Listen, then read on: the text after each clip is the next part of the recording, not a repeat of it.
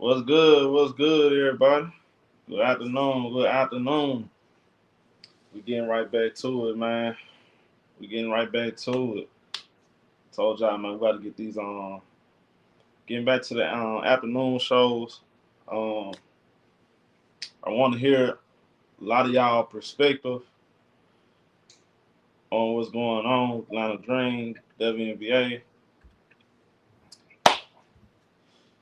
everything that's in the news, man. So today is definitely your opportunity. If you want to join the panel, definitely hit that link once I drop it, man. Shout out to my brother Prince. What's good, Prince? Oh man, another day in the life, Hey, time to get active, man. Afternoon's back. Time to get active. It's time to get active, man. Hey, bro.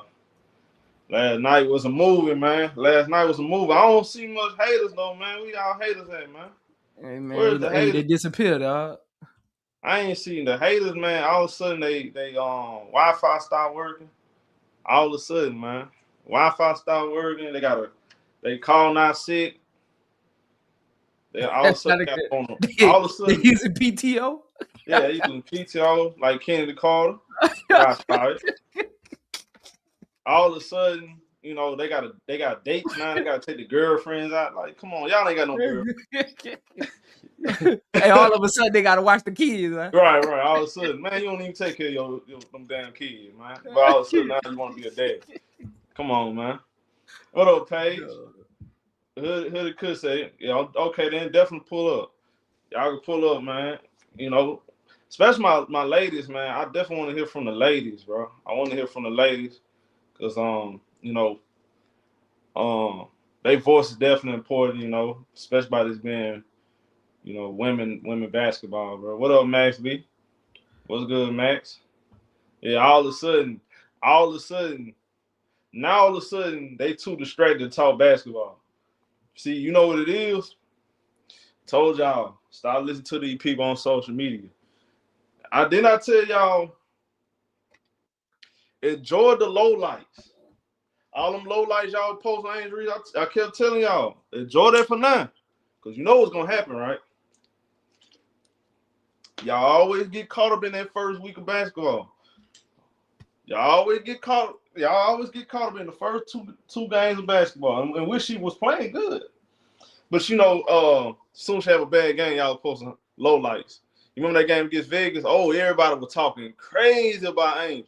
Oh, start Medina Kai, bench Angel Reese and all that. You remember that, Prince? They were talking all crazy. of that, man. All of that. I'm laughing. I'm writing down names because y'all ain't gonna keep the same minutes. All of that. They gonna get their refunds back like they always do. All of that. Hey, man. I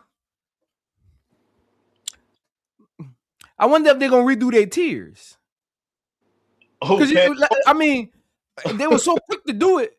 Right. When Angel Reese was down. Right. I need the tier. When am I gonna get the new tier, man? Yeah, that's a good question, Candace Parker. That's a good question. They were so quick to do it when she was down. I need the new tiers, man.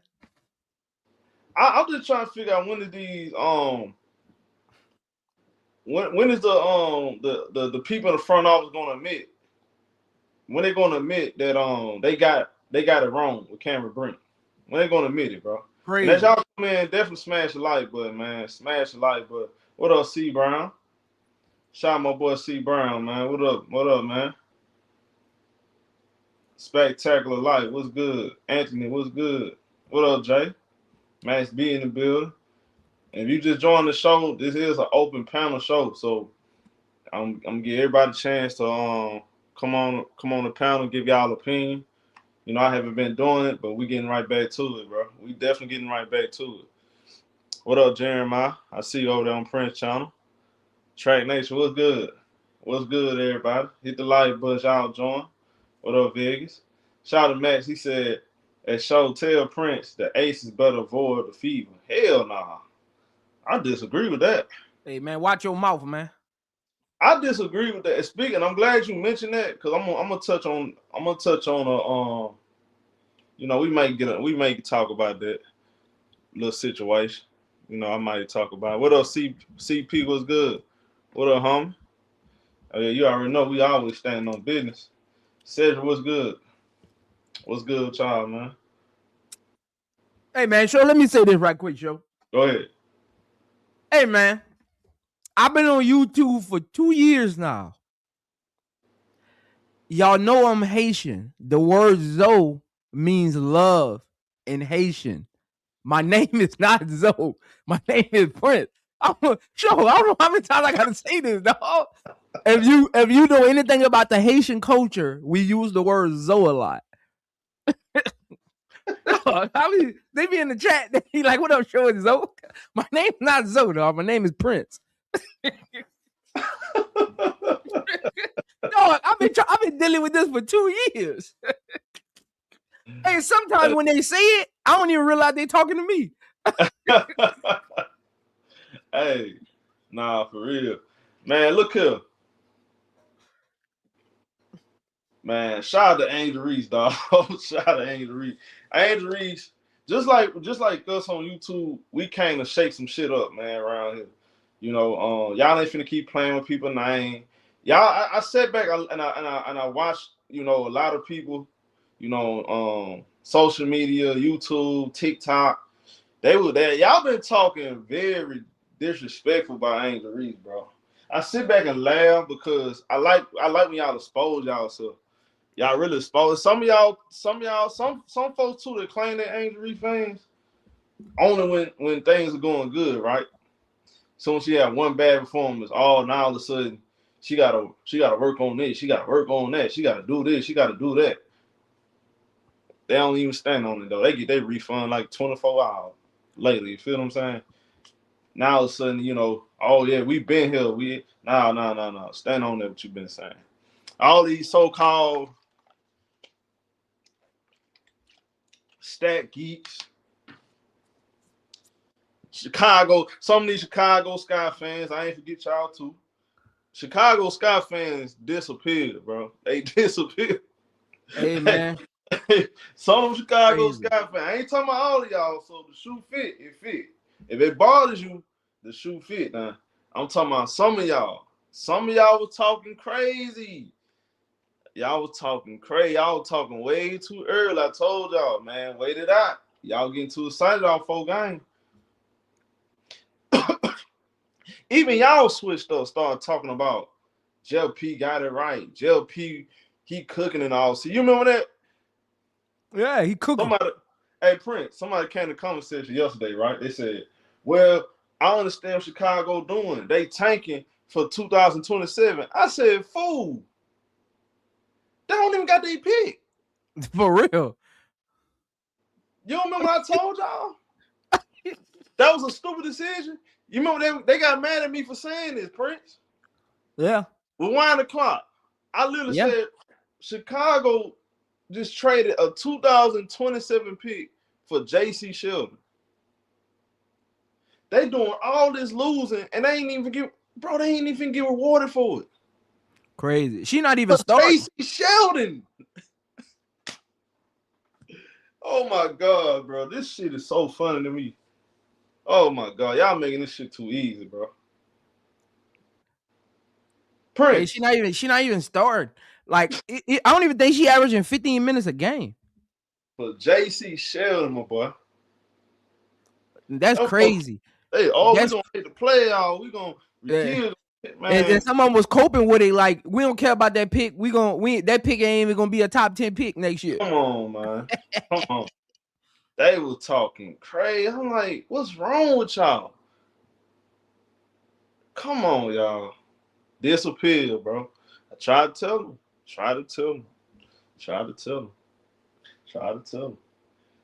Kennedy Carter fans. I ain't forget about y'all either. Kennedy Carter fans was talking crazy to me 2 years ago. Kennedy Carter better Angel. I ain't forget about that. I don't forget nothing. You remember last year? Now this was last year. When Kennedy wasn't on the team. Oh, Kennedy a better player. Kennedy this, Kennedy that. Dot. Man, Angel 3-time All-Star. Kennedy ain't never came close to being an All-Star. Next.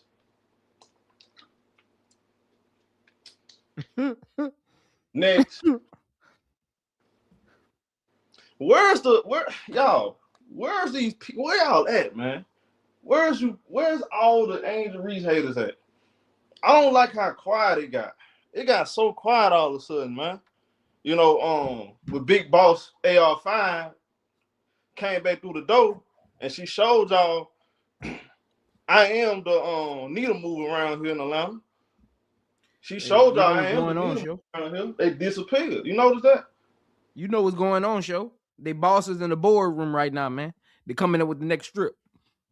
Come on now, man. They gotta wait for their bosses, man. They didn't send out their email yet. It was late last night when the game happened.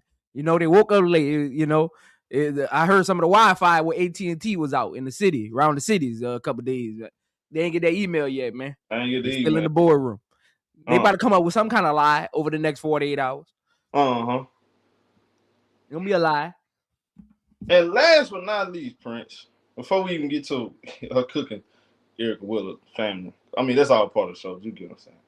Last but not least, where is you bum ass, racist, piece of shit ass Caitlinclark fans that got so much shit to say and I told y'all when we in the even playing field with you bums, she gonna kick y'all ass every time. What happened?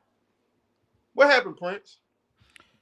Hey man, ain't fun when the rabbit got the gun, man. No fun when the rabbit got the gun. All that gyrating, yelling at the crowd, all that shaking ass and beating their chest, and they were doing all. They were talking crazy, bro. Y'all got Kelsey Mitchell and Leah Boston. We got Rachel Banner and Kia Nurse. Of course, y'all gonna win. Where is you bums at? Where is you bums? Everybody look better than that girl now. Now all of a sudden, all these point guards coming in, they getting high assist games with low turnovers. All of a sudden now, everybody out here getting high assist games with low turnovers. You notice that? They told me we'll never see nothing like her again. You right. We ain't never seen Congress. We ain't never seen nobody call Congress to help them out. Man, they're crazy, man. That crazy. Hey, man. Hey, show. I'm confused, show. We pay taxes, right? Yeah. Man, we got a $4 trillion debt, and we worried about some basketball. We worried about hey, man. Helping somebody that can't. That's what you doing with my tax dollars? Right. Oh, man. Come on now. Man, how about this? All y'all do is waste our tax money anyway. Use some of our tax money and go hire this girl a trainer and tell her to work on her damn game. How about that? How about that? Tell her to go work on them shitty ass handles. Teach her how to play defense. And tell her ass to get in the weight room and stop fooling everybody with them AI muscles. Y'all keep showing every year. Every year she got AI muscles. Oh, they lied. They wrong for that though, show. They act like she had put on 15 pounds of muscle this offseason. AI muscles, man. We know what it is. Everything artificial over there, bro. We already know. Literally did nothing this offseason. Came back the same player. Everything is artificial, bro. Everything over there, man. Ain't nothing real about them. Personality fake. Everything is fake about them, man. This is why we fuck with AR5, because ain't no theatrics. You can't buy them. Trust me, Prince. You don't think them folks want Angel Reese to sell out? Yeah, they want her to sell out. They know how powerful she can be by herself, what she doing now. Just sticking to her guns, sticking to stand true to herself. They know her doing that she too powerful, bro. So they're gonna find every reason. They're gonna find any kind of reason. They're gonna find something to try to, hinder her from reaching her full potential. But I keep telling y'all, you bums can't stop no progress. Whatever God got for you, who's gonna be against you, bro? There's nothing y'all can do about that. There's nothing y'all can do about it. Y'all can make up all kind of narratives. Y'all said the girl. First of all, how can anybody watch the number 2 best player according to now? Look, we didn't make this up, Prince. Matter of fact, I pulled it up. I like pulling up shit that's documented, not just talking. Fuck your opinion. Let's talk about what's documented. You know, I get tired of dudes be talking like their opinion matters so much. I hate dudes like that. Like, you talking like you know exactly what you're talking about. What you saying ain't documented, bro. You just capping. You just talking. You know what I like to do, Prince? They be making up stuff, man. Just making up shit. Making you know up what I like stuff. to do, Prince? I like to bring up what's documented. I like to bring up what's documented, Prince. Hold on, I'm gonna drop the link in a second. Hold on. Give me a time, bro. Give me time. Hey, Prince. What's the day? Hey, Prince. 2020 Sports Center next 100. Hey, Prince. Who's number one? Who's number two, Prince? Paigebueckers, Angel Reese. Okay. Paigebueckers, Angel Reese. So you telling me the stuff we say is not cap, is documented? Hey, man. First of all, I'm from Louisiana, man. We one of the largest Catholic education programs in the country. Catholic schools don't play nobody, man. Man, we already know that, bro. Catholic schools don't play nobody. We seeing that. We see what's going on with them with the Eli boy. Oh yeah. Well, Arch, I told him that too. I called it. I'm from New Orleans, man. They don't play nobody at that school. We already know this. But I love pointing out the fact that people talk like Angel wasn't like that. Based off what, bitch? Have you watched her play? Have y'all watched her play? She averaged, bro, she was busting that ass in Maryland. Y'all must forgot all about that. When she was cooking out, she was busting that ass then. Big fact. Then what happened 23? We took our talent to the rack. We went to the rack on that ass. 23 and 15, national champion. Most outstanding player of the year. SEC player of the year. What are we talking about here? Then they had the nerve to say Cameron Brink was better. Y'all said Aaliyah Edwards was better. J.C. Sheldon was better. All these players better, but they ain't even scratched the surface of what Angel Reese doing.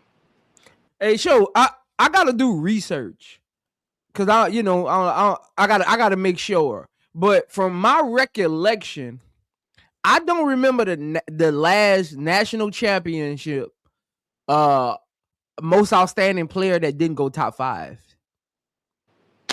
Man, that's a good. You know what? You right, bro. I actually got to do some research on that. That's wild. Yeah, that's some wild stuff right there.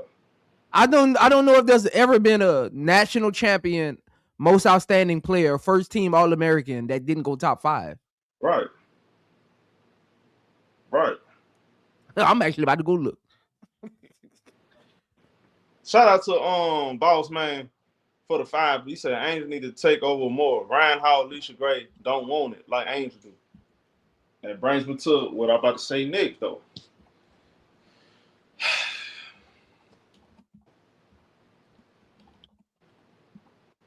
Look here, man. I said it respectfully, bro. I tell Prince all the time, on and off record, man. It's nothing against nobody on this team. I like this team, bro. But it's the sign. Look, we watched enough games last year and this year. Matter of fact, we can go back to 24.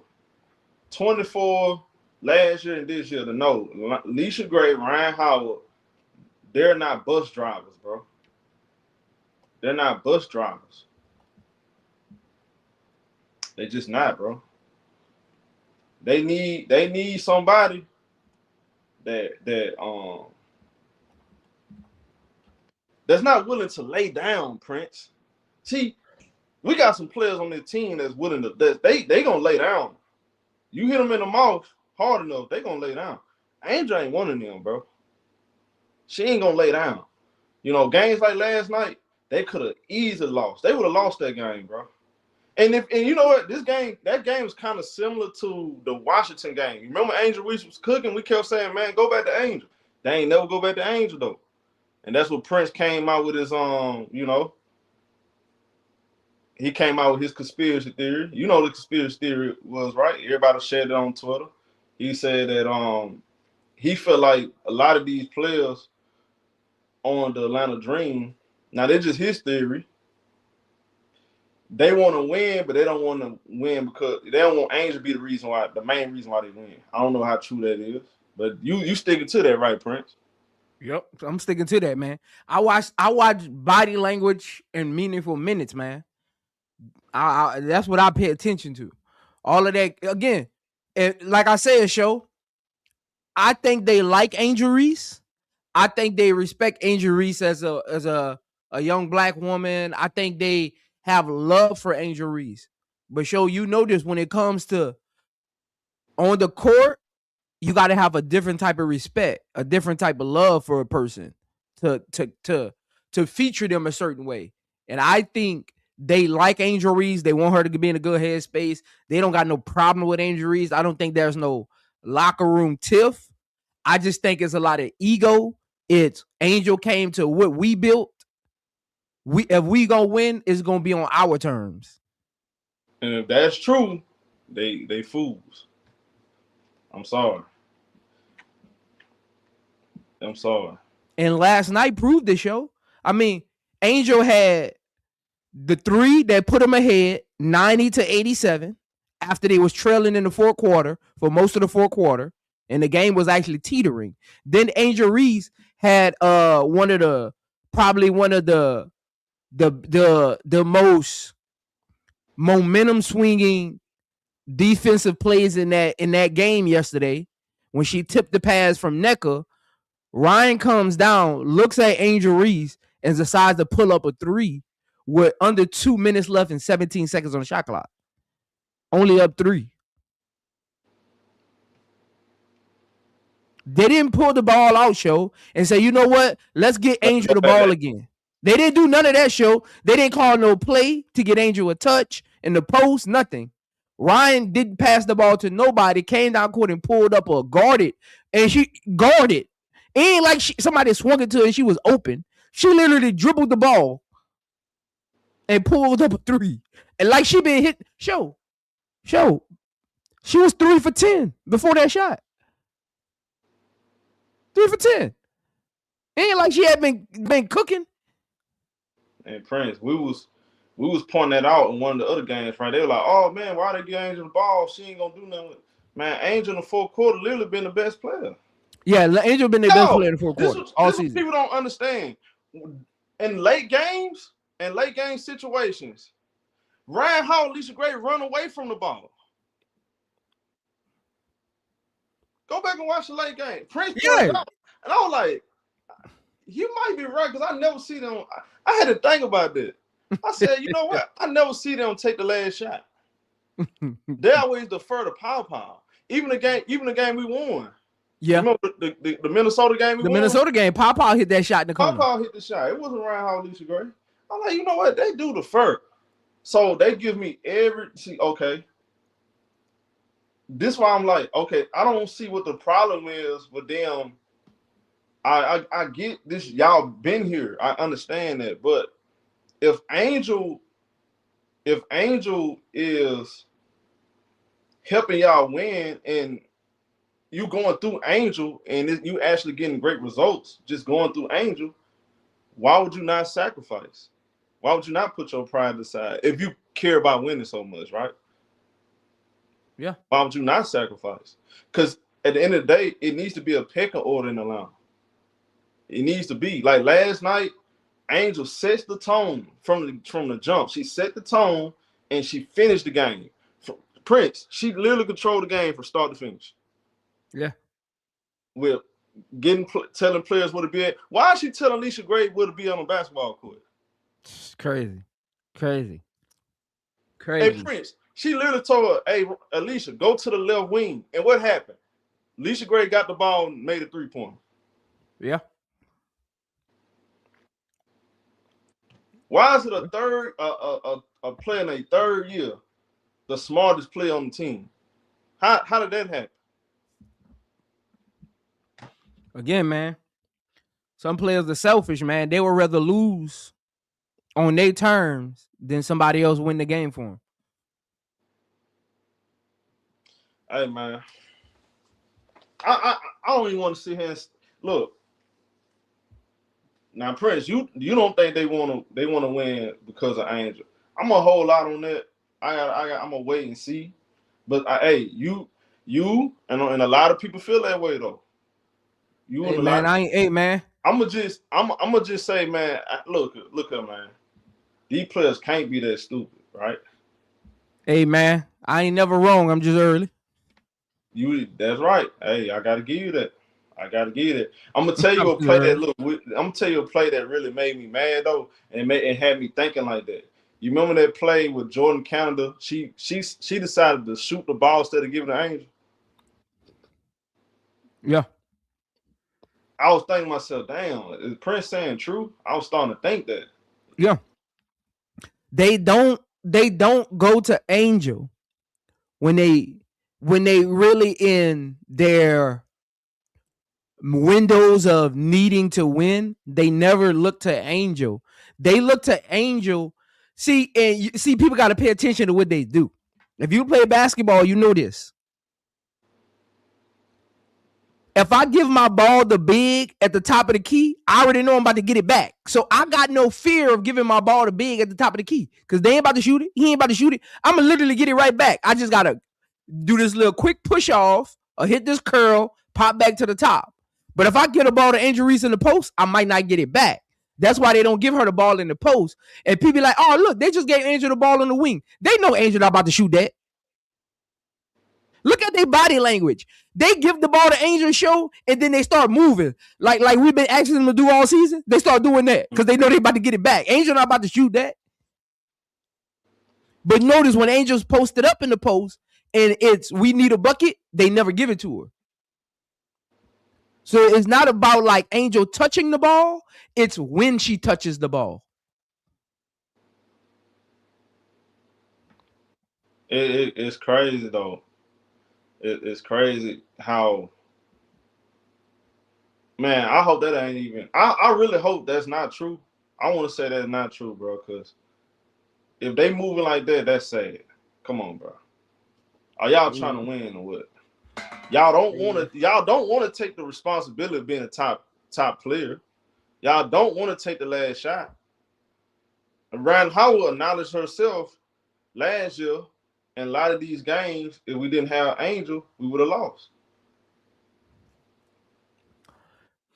And show, you know how I am about basketball players and coaches when they talk to in front of a microphone. Man, I ain't trying to hear none of that. That's all fluff. That's all for the fans. When that ball bounces or you got to draw something on that clipboard, that tell me everything I need to know. Hey, man. And look, I just when I look at dude talking. You said dude talking is moving like a CC fan. Who is that? He talking about you or me? I don't know who you talking about, but tell your mama turn that stove on. How about you do that? That stove been cold for too many days. Go make the stove hot. You worry about what grown men got going on. Because you ain't no grown man talking to another man like that. Oh my God. Hey, look. Go make that stove hot. Go do that. I'm sorry, y'all. I'm gonna tell y'all the God honest truth. Y'all want to hear the truth, y'all? Caitlinclark is not a better basketball player than Angel.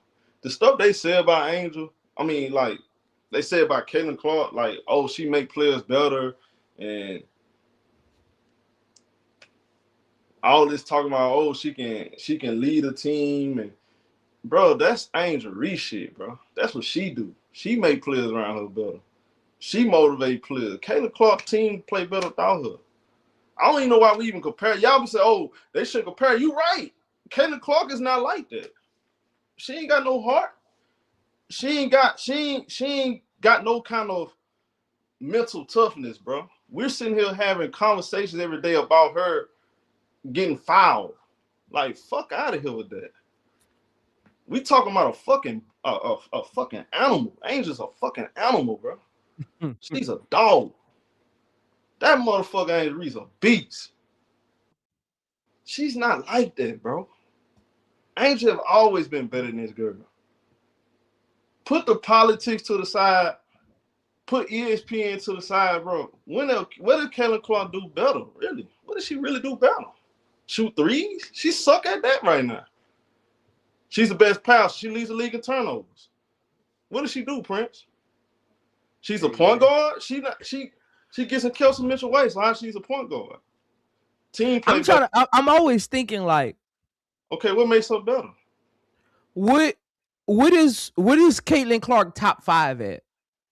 I don't know. I'm still trying to figure it out. So why we even? That's what I'm saying. Y'all be saying, "Oh, you should compare it to." You're right. Caitlin Clark is not shit. She ain't shit. She's not a top 5 shooter. What is she better? I'm sorry. She's not a top 5 shooter in the WNBA. She's not a top 5 shooter. Is she a top 5 passer? No. If she's a top 5 passer, when have a 7-4 turnover ratio been good, bro? No, she's not a top 5 passer.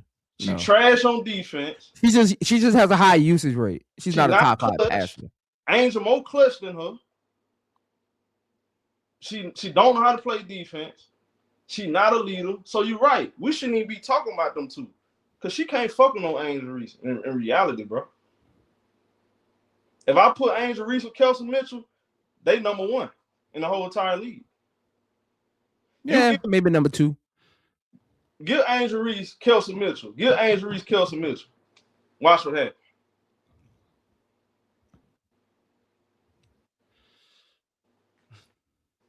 Hey, man. Bro, I saw Caitlin Clark out there guarding Stephanie Tolbert, bro. I'm damn near about to fall on my damn chair. Bro, you guarding Stephanie Tolbert? As the point guard, dog. That's the point guard. Bro, don't ever mention that girl. No, bro. I'm telling you. I'm tired of disrespect. Y'all ain't finna keep disrespecting Angel Reese, bro. Hey, even Stephen Curry, at least he guards CJ McCollum and a Dame. Like he ain't going to stand on the wing and guard somebody. She don't play no defense, dog. She over there guarding Stephanie Tolbert, bro. Stephanie Tolbert. That's how trash she is on defense. Man, that bitch I ain't fucking with no Angel Reese. I said it, bro. I don't give a fuck who feel it. I don't give a fuck how y'all feel. That motherfucker ain't fucking on Angel Reese, boy. Angel guarding all the killers. Angel Reese guarding all the killers. She going up against all the killers though, bro. She going Fee. She going Stewie. She going Necker. She going Angel. She going AT. She's Carl Smecko. Who Carl Smecko had? He had Nas on him. He had Nas on AT. Man, AT was running circles around Nas. Angel said, I got that motherfucker. What happened, Prince? Shut her shit down. Lock up. Man, it's level to this shit, bro. It's level to this shit. That motherfucker can't control no game like no Angel Reese. When else Caitlin Clark ever control the game from start to finish, Prince? Name one game, bro. She'll give you one good quarter, that's it. Name one game. Yep. Start to finish, never. Because when they really need buckets, they give it to Kelsey Mitchell. Prince, bro, I'm staying on this. That game last night better than any game Caitlin Clark ever had, bro. That's better than any game she have ever had. When that motherfucker came in on 3, she trash, bro. She trash. All she rely on shooting 3s. Trash. She can't guard nobody, bro. That's why they don't want. That's why these CC fans, don't let them fool y'all. It ain't about Caitlin Clark getting roughed up. They don't want you to play hard defense on Caitlin Clark because what's the one thing you can take away from a shooter? Space. She can't. They're really trying to create space for Caitlin Clark off the court, so she can get that shot off. It ain't really about them roughing her up. No, they just putting that in front of you while behind the scenes they doing all this freedom of movement bullshit and all of this.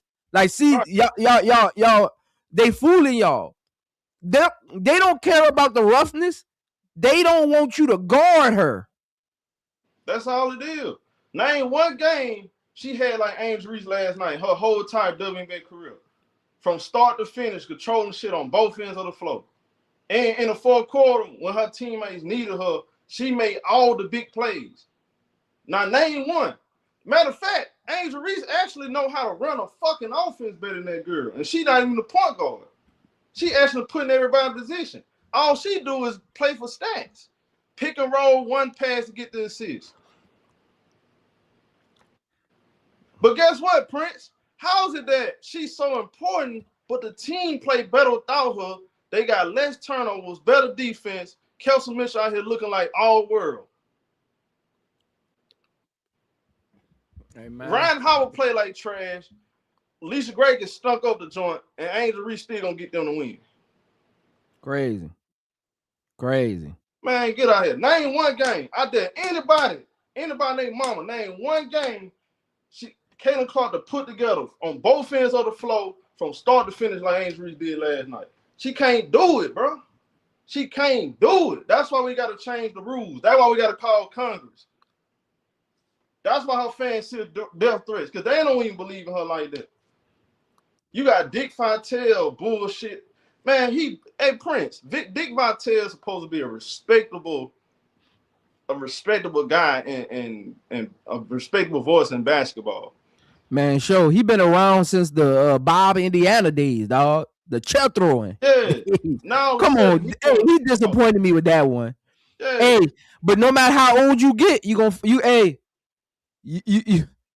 man, when it comes to seeing one of yours at the top, you're gonna do what you gotta do, man.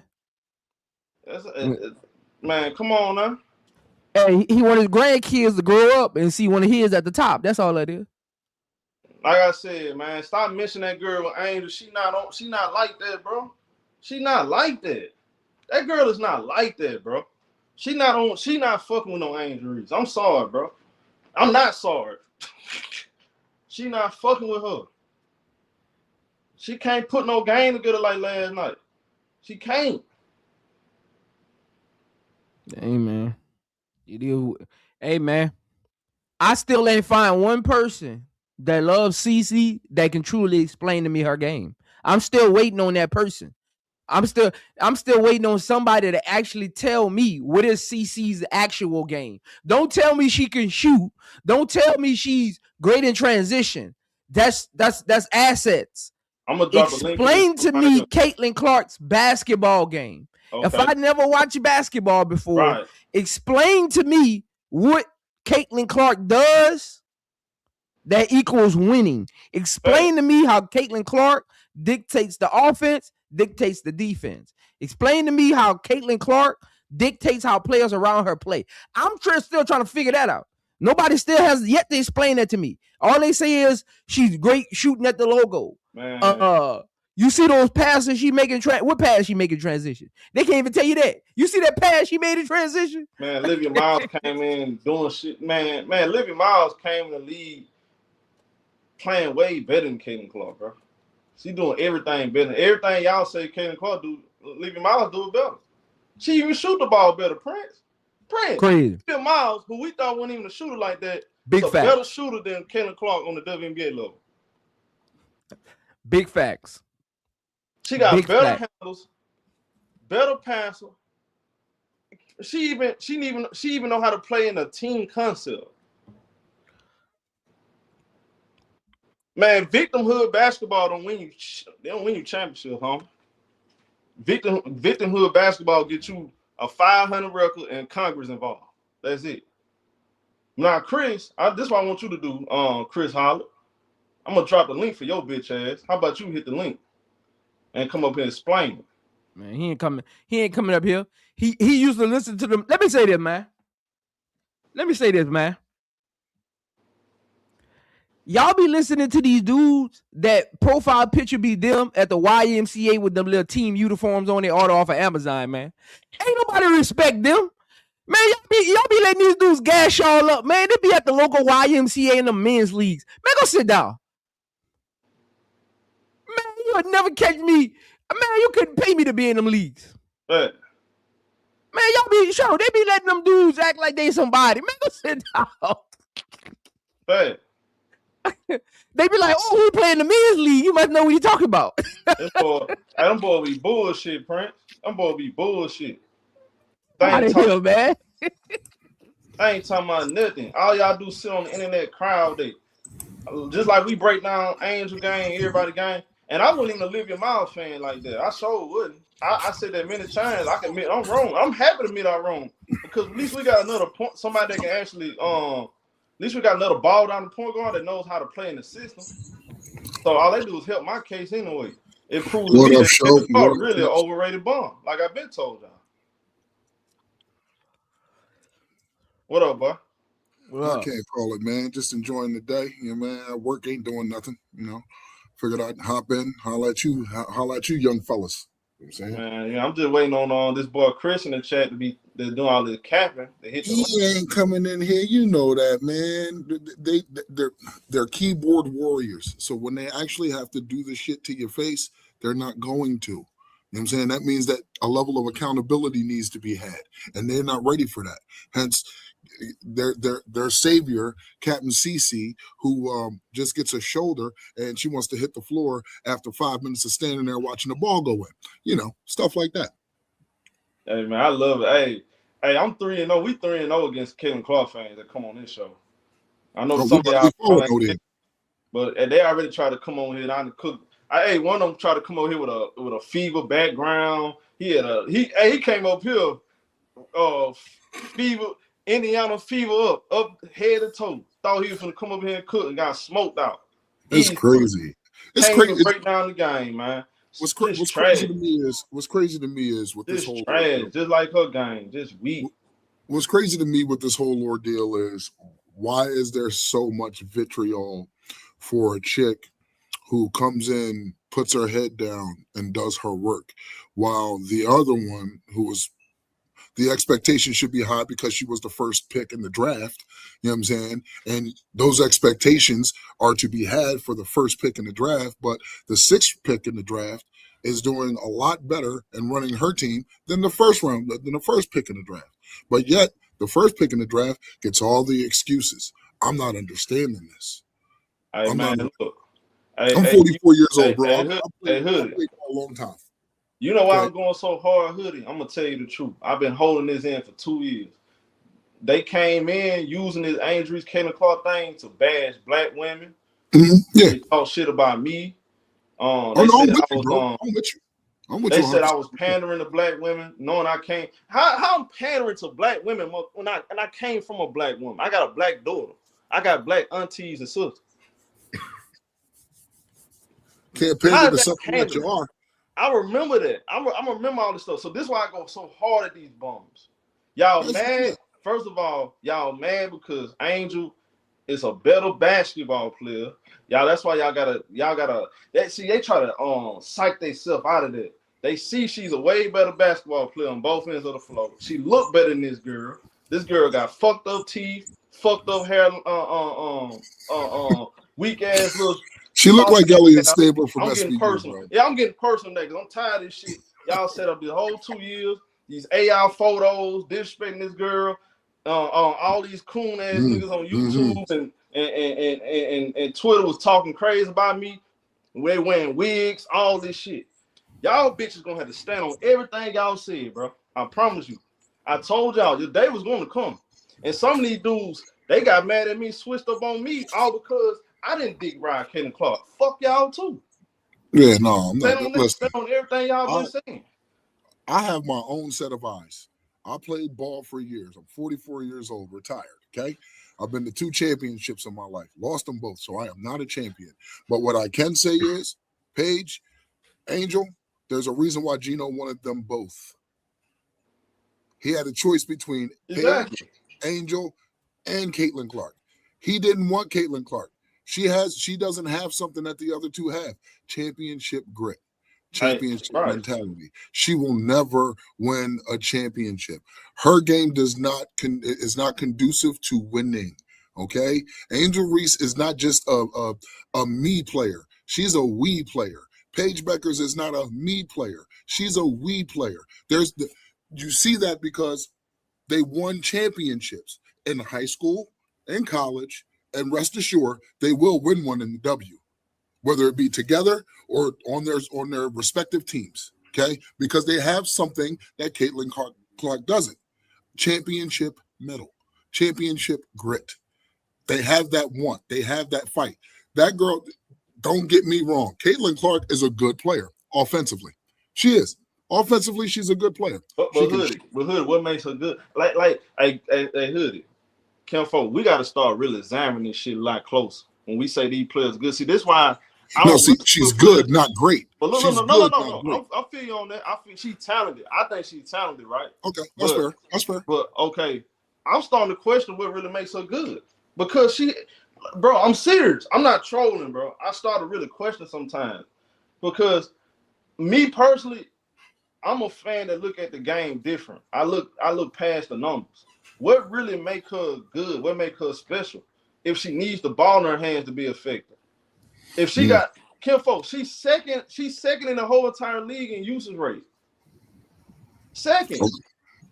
But she not even number one. She's not even number one in PER on her own team.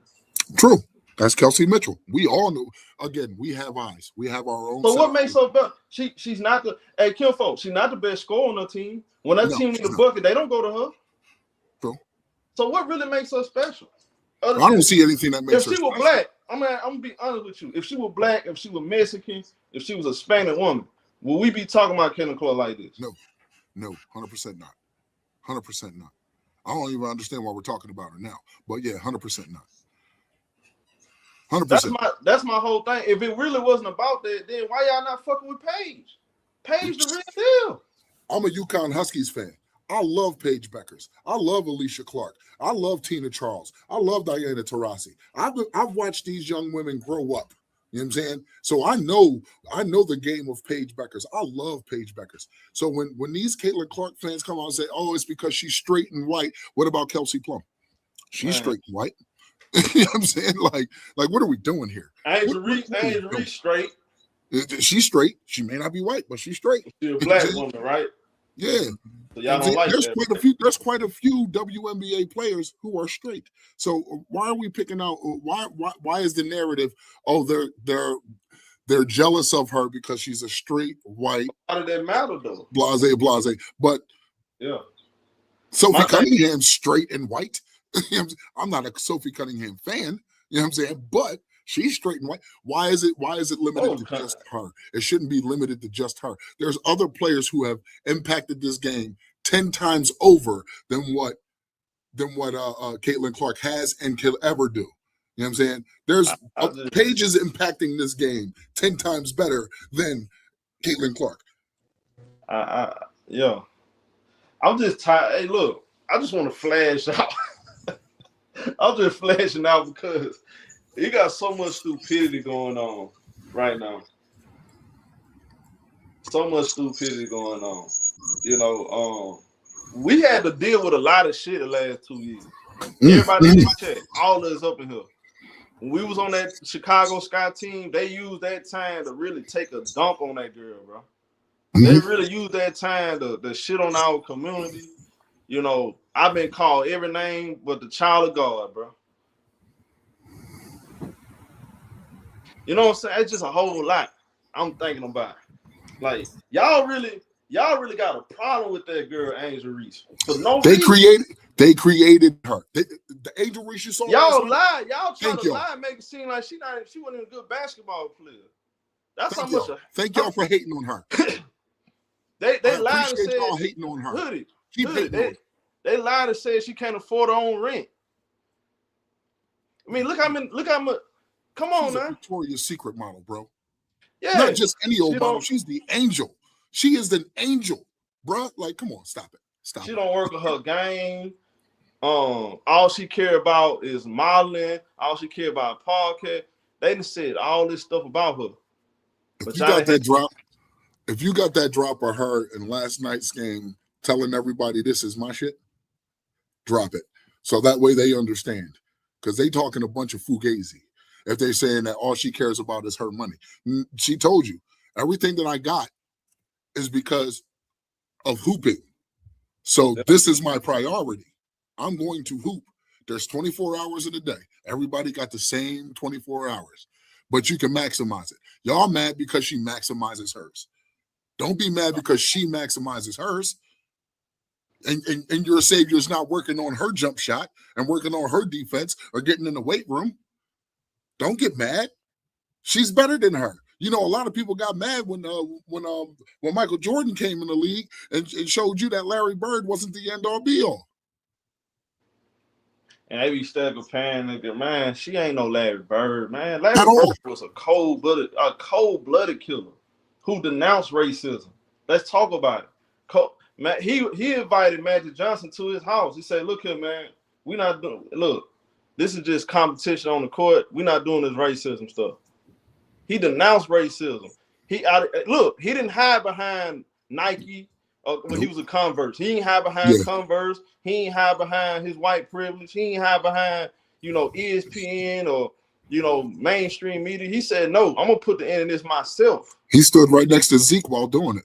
He stood right next to Isaiah Thomas while doing it. He denounced racism. Man, that girl don't denounce no racism, bro. She watching her fans have literally, they have single-handedly destroyed this whole entire league. They have destroyed this league, bro. It's a lot of stuff at this point. It's taken away from the talent that's coming into the league. It's taken away from the talent that's already in this league. Y'all making it about one person. Bro, the W was here before Caitlinclark, y'all. The W was here for 30 years before Caitlinclark.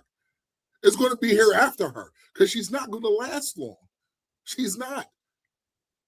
She's not doing anything to help her game elevate. Nothing. While everybody else is. You think Olivia Miles is going to rest on this season and think, oh, yeah, I done did it all. I don't need to do nothing else. I'm just going to continue doing what I do. No, she's going to go back and look at her deficiencies and do better. The same thing Angel did because you haters decided y'all wanted to be fucking haters. Well, now look at you. They ain't me bounds now, are they? Yeah, that's all. I'm just being real, man. Like, we ain't, then they'll try to tell you, they'll shit on you and then they'll tell you how to respond. Y'all been talking crazy about Angel for 3 years straight. Y'all talking crazy. Y'all was lying. And then they'll tell, oh man, y'all shouldn't respond. Y'all shouldn't talk about it. No, I want Angel to keep cooking all you bums like she was cooking Erica Willer's cousin on the sideline. He was on the sideline talking crazy. And at the end of the game, she came and gave Angel a hug anyway and went over there and pointed at his face. Yeah. I like when Angel I like when Angel play pissed off. Like she go to a whole different level, but she turned this a whole different person.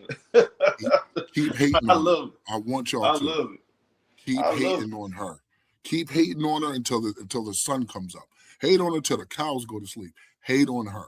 Because the more you hate, the more she elevates. I appreciate you. Yeah, man, look. I know I'm rambling a little bit, bro. I'm just sitting back looking at you, looking at all these people, man, that had a whole lot to say. Some of them switching up like Jason Woodlock. Yeah. Yeah. It hurt my heart to have to agree with that guy. It hurt my feelings to have to agree with him. But Jason, I had to agree. Switching up. I'm like, man, I want y'all to stand on what y'all been saying, though. Really? See, me, I stand on what I say. You know, all they tell me is I'm a hater, but they never say I'm wrong about the girl. You a hater. But what? Okay. What about clearly what I she's said a about needle mover. Clearly, Caitlinclark is a needle mover the way we give her clout. We don't give her clout. We doing the same thing y'all do. Hey, Chris about to get blocked in 5 minutes. Hey, you got 5 minutes to hit the chat, bro. You finna get blocked, bro. I'm not finna waste my time. And I got my girl Paige. What up, Paige? What you want, Paige? What up? I agree with everybody, what you're saying about Caitlin. It's getting rather annoying, in my opinion. Very. Very. Hey, Paige. Hey, Paige, I just got one question, though. Yeah. Got one question, Paige. Mm-hmm. What I want, like, for real, though, like, real talk. What makes Caitlinclark better than Angel, though? Nothing, in my opinion, to be honest. Nothing makes her better. what like you literally had the media's literally brainwashed y'all to think this girl who guards the worst offensive player on the court, leads the league in turnovers, handles are very weak. She can only drive going right. She never drive going left. She finna shoot. She don't know how to run an offense. She's not clutch like that. She made one game winner. Whoop the fucking do. That was really on what's her name? Gambling on defense. Cody McMahon. That was her fault. Man, that was on Cody big time, man. Like I don't even know why she did that. Never won a championship. What makes her better? Why are we brainwashed? Why are we trying to convince ourselves this girl is actually better? What makes her better? When has she been better? Look, the media been telling y'all she better than Paige. She's never been better than Paige. Dude, she's never been better than Paige, in my opinion, ever. Not even in Tell college. BJ Beagle that. Tell BJ Beagle that. He just said that she was the best player in her draft class. Well, if that was in her draft class, she ain't the best player no more. Nope. Ever since my baby Paige came to the league, she has stopped being the best player. She wasn't even the best player on her team when she got drafted. So let's be real here, guys. Like, I agree. If I could come out and freely admit that Angel needed to work on her game in her first 2 years, then freely admit that Caitlinclark is not what you thought she was. Yeah. And Gino, a guy that's you probably say he the greatest all time. He won all time. 23 championships. All time. So okay, so I'm gonna listen to y'all, I'm gonna listen to Gino. Listen to Gino. Okay. Gino. Yeah, I'm with Gino. Okay, I think I'm gonna listen to Gino. I'm still waiting on this dude. See, this dude Chris, he don't want to hit the link. I'm gonna drop the link for you again. Anybody else, y'all can come up too.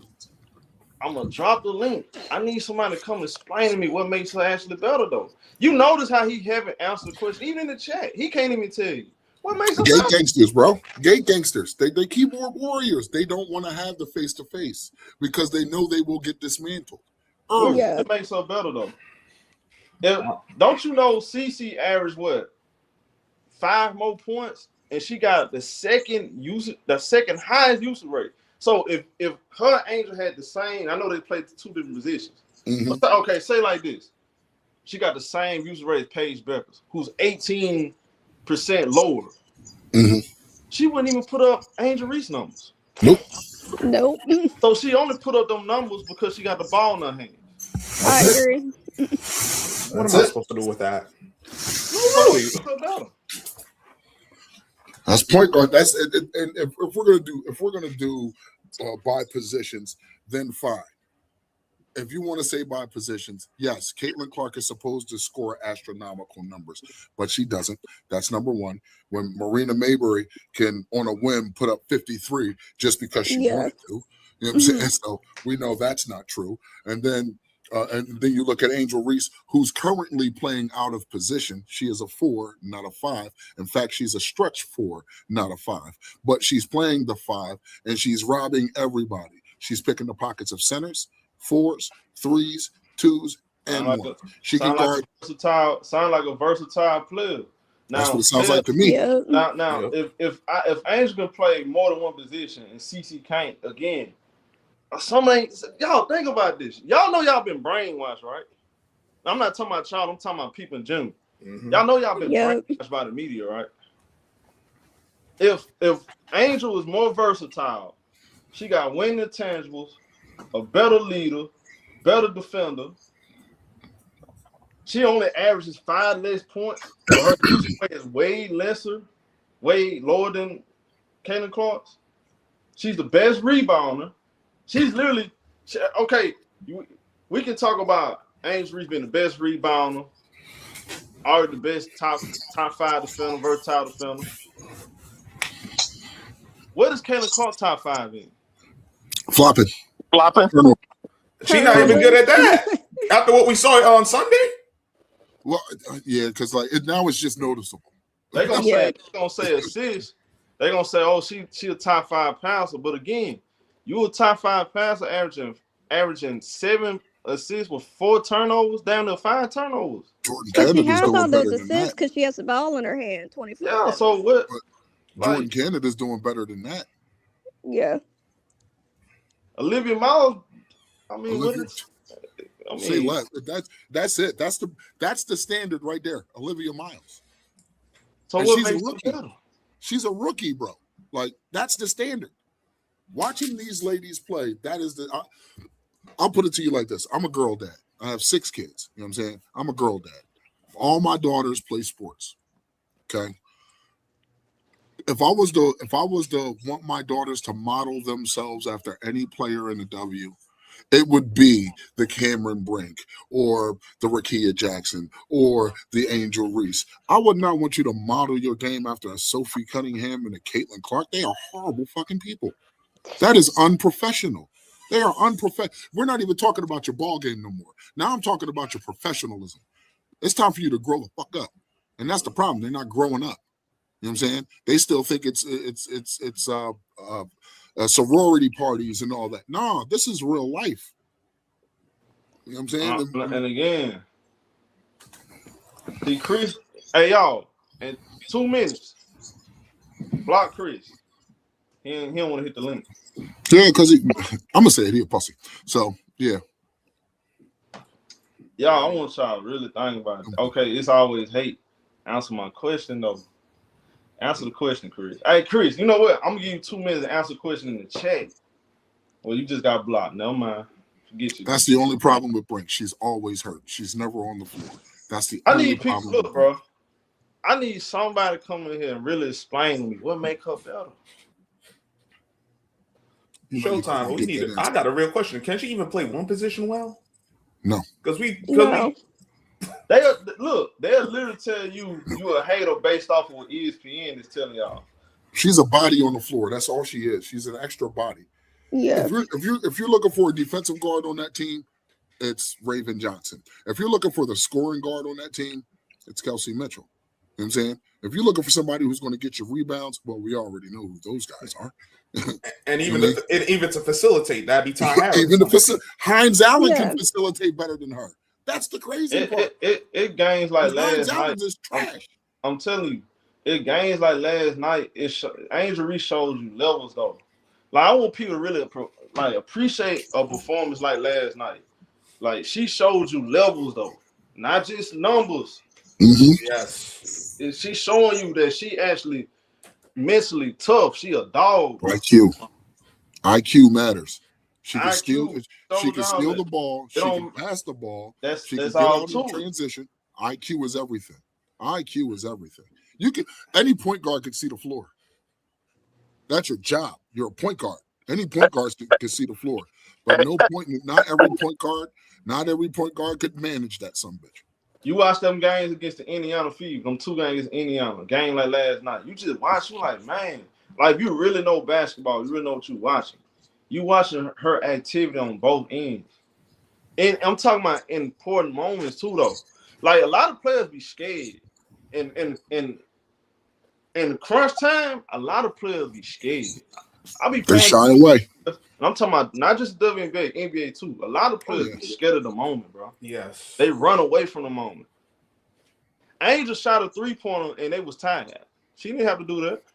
With 7 seconds left on the shot clock. Matter of fact, she could have folded. She could have got scared and said, damn, I got to shoot a 3. Damn. She could have lost all confidence right there. She said, oh, this dude right here talking crazy. My team need me to win. Man, I got this. Give me the ball. Cash money. Hey, Show, got a question for you. Would you be willing to trade Rhynehoward for Gabby Williams? What's good, Miss T? I'm gonna be honest with y'all, bro. Even though Ryan be getting on my nerve, I'm not even there with the trade talk. Mm-hmm. I'm just gonna let the season play out. You know, I'm with that. Me personally, I never jump to conclusions too early. I sit back and watch the shit play out before I go that far. Mm-hmm. You know what I'm saying? We talking about. I'm not ready. I'm not ready to have that conversation just yet. We're gonna talk about that.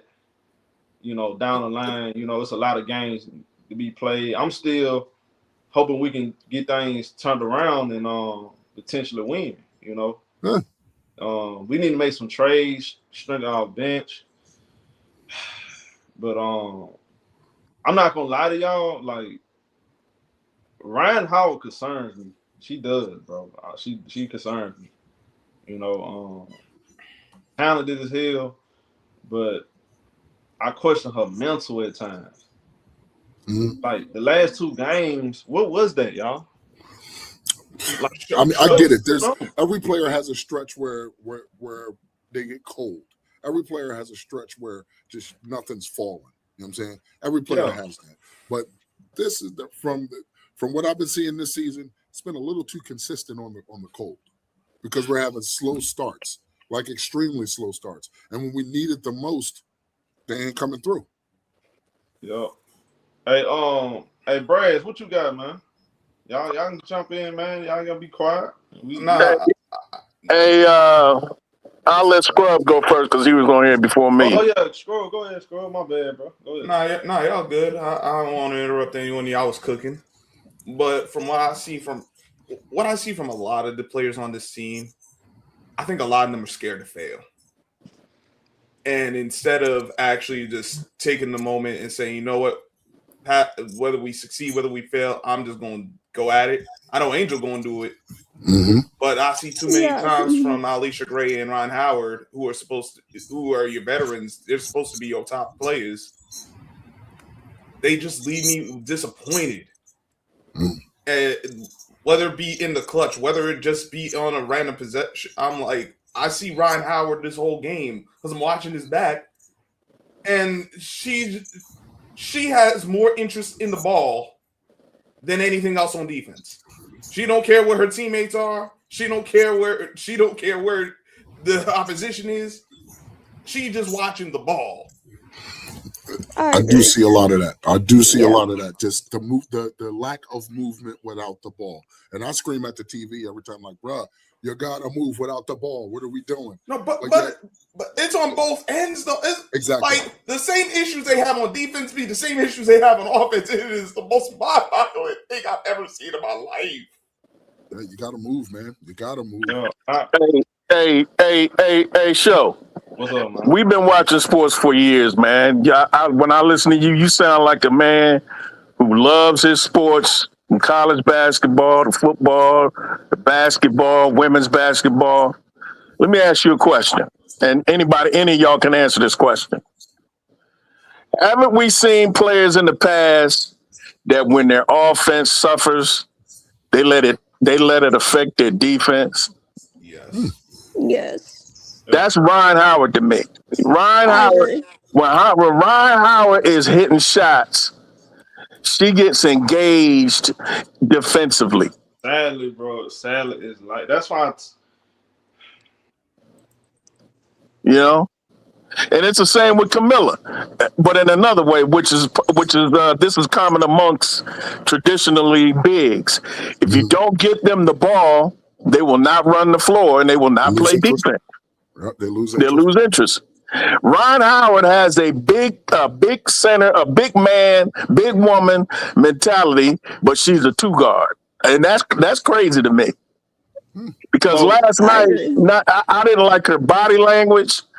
I didn't like the way she was. When she hit that 3 near the end of the game, it was a big shot. I ain't gonna lie. I know you and Prince were clowning her saying we ain't giving her that 3. She only scored 8. I get that, but that happens sometimes because I've heard it said a lot that it's not that you score, it's when you score.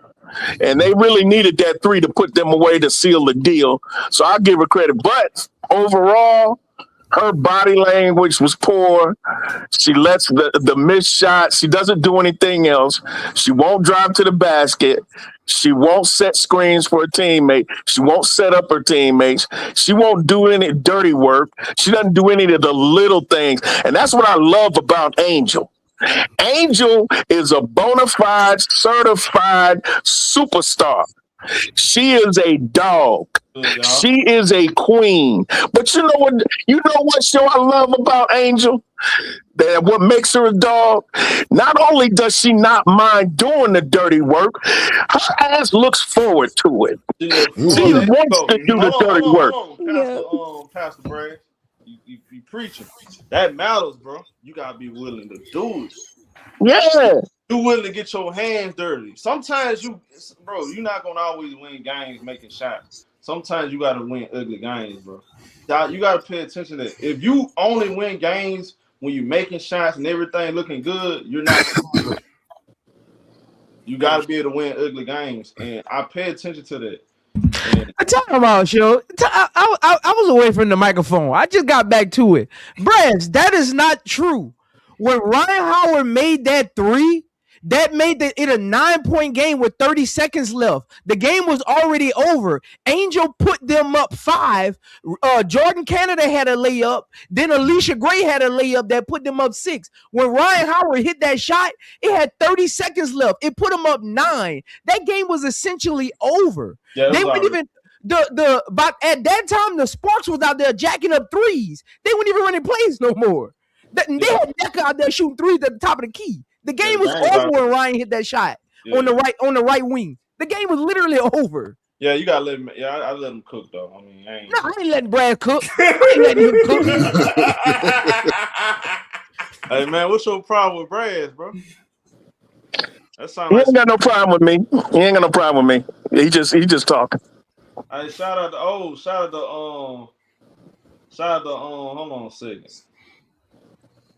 Shout out to Tony. Anita Hollins. Hey, Show, let me ask you another question. Hold on. What you said? What you said on Hoodie?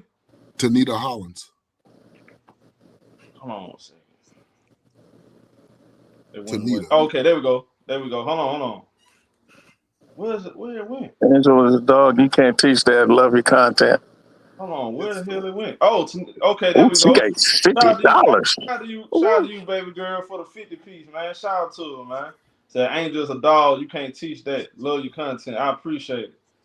There are things you cannot teach in the game of basketball. Appreciate it, Tanali. Salute. Somebody else. Hold on. I'm missing something. I don't know where it just went. I saw somebody else comment. I'll come back to it. Go ahead, though. What you were saying? Well, I got another question for the panel. Mm-hmm. I've been going through the Rolodex for the last month and probably about the last couple of years. I don't remember a more overhyped, overrated athlete coming out of college or coming into a pro league ever in any league. Major League Baseball, NFL football, NBA basketball, what little hockey I used to watch. I can't recall or heard of any other athlete show that is more overhyped and overrated than Caitlinclark. Am I wrong? Jamarcus Russell. That's not even. I don't think I thought about him. He not even close. No, damn. Not even close. Not even close. He didn't even last 5 games. But I think he was a bust. He was overrated, but not like he wasn't hyped like Caitlinclark was. Man, I'm gonna tell you why it's different with Caitlinclark because there's the racial angle involved, bro. It makes it even worse. Like the my fault, they're literally I'm telling y'all, bro, like 75% of this world thinks CC is the best thing since sliced bread.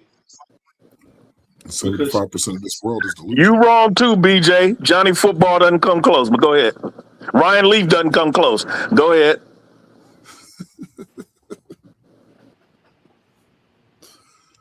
Man, ain't nobody more overhyped than Caitlinclark, bro. I'm sorry. I thought about all those athletes y'all talk about. Thought about John. I thought about Ryan Leaf. I thought about nope, not even close. Because there were those that thought Ryan Leaf was immature, like Bill Polian did when he drafted Peyton. When he was making, I'm see like for real though, y'all. I'll be saying to myself, let me stop trying to be so hard. Let me see if I'm really tripping. Is she great at one particular thing?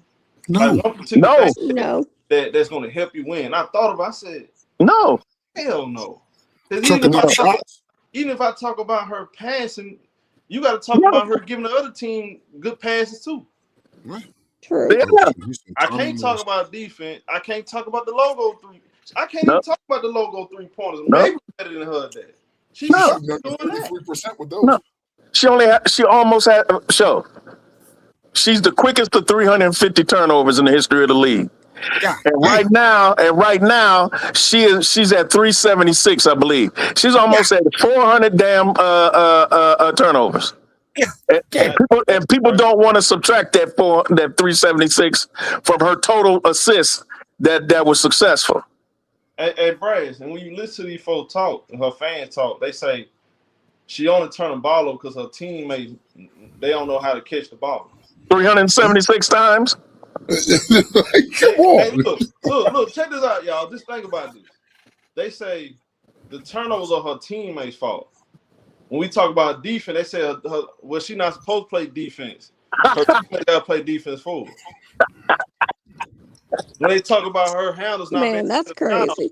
Hey, Paige, when they talk about her not being able to get a shot, they say, well, her teammates got to set screens for her. Man, why does her teammates have to do all this for her, man? I'm 6'4". You hear the pattern, right? You hear Yeah, it's always her teammates. She doesn't have to take any ownership. You need the teammates to do everything, and she gets all the credit. That's ridiculous. So you went ape doo-doo with Stacey Dales, who I remember when she played at Oklahoma, when she sat up there and told David Dennis, oh, so we're talking about wins now? Bruh. What did you win? That lady. I know Stacey. I'm very familiar with Stacey Dales. She used to play for the Sooners. She was a baller. She didn't last that long in the WNBA, but she can hoop. I don't even respect her basketball. I don't respect nothing about her, bro. She sat up there and said, "Oh, now we talk about winning."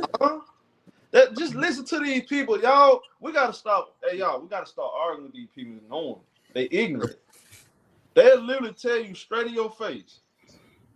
She only turned the ball over because her teammates don't know how to play with her. Hey, y'all, she don't know how to play. Look, listen, y'all. She don't know how to play out the ball because her coach won't let her play how she played an hour. Oh my God! This is a professional league. This is not college. They say she can't get her own shot off because they're not setting screens the right way. He's always got a screen. She's not playing defense because she's not supposed to play defense. Her teammate got to play defense for her. Oh God! Oh my goodness! She needs some enforcement. She need black women. They hate black women, but they need black women to be her bodyguard. So, if she's as great as they say she is, shouldn't she be making them better? They literally said these black lesbians in the league hating on Cece, but them same women y'all said was hating on Cece, y'all want them to protect Caitlinclark. Right. Y'all don't see this shit, do y'all? I watched Paigebueckers play. What was it? A couple days ago, and I probably saw her get like 3 screens throughout the game. She gets herself open. She creates her own shots. Everything's not from the logo. She actually passes the ball really well. She's averaging about 6.9 assists a game. Her favorite shot is the midi. Yeah, her favorite shot is the midi. She can kill you off the dribble. And don't act like you want to play defense. Don't act like you're going to try to drive on her because she can play some pretty damn good defense. She came from Geno U, okay? And she's smart. Yeah. And she's smart. They online saying Paige is always bending the knee to black women. Wow. How is she bending a knee to a black woman? She always was raised by a black woman. Okay, they got man. Her stepmother is black. Yeah. She's not bending the knee. She's showing respect. Yeah. She ain't bending no knee. Nah, they got it, though. So if you have a problem, that's another thing too. If you got a problem with it, that means you just racist, bro. You don't like black people. That's what that means. That's what that means. Yeah. I agree. You gotta look at the code words. I played in predominantly white. I played in predominantly white neighborhoods, predominantly white schools. I got a question though, y'all. Why Congress don't want to talk about this? I just got a question. Yeah. Because it doesn't fit their narrative. Why do you want to talk about this right here? Oh, wait a minute. Here it is. Wait for it. Wait for it. Wait for it. Bong. Elbow. Yep. Wait for it. Oh my god. Look, I can do the F I want to do, huh? Ouch. Elbow to the face. If McDaniel got elbowed and if that goes to Beat the shit out of her. I wouldn't have been mad. Oh Lord. That's JC Sheldon in some of the if pictures. McDaniel got elbowed and if that goes to a flagrant foul, which A flagrant foul. Straight up elbow to her. Look at this. After that flop, Look at this. look at this It's shit. crazy. Look at this. Headshot. Bam.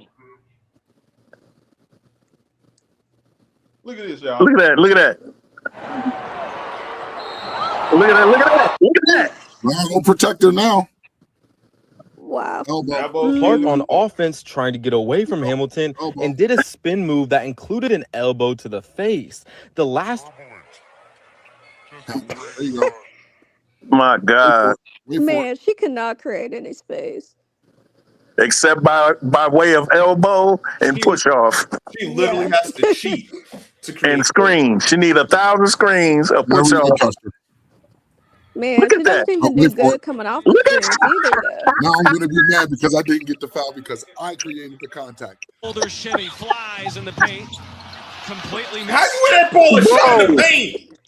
Bro. You in a pull a shot in the paint?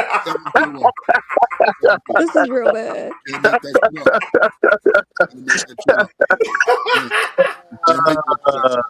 So, did you see Stephanie White's face after the other day? Stephanie White looked at her like, wait for it there.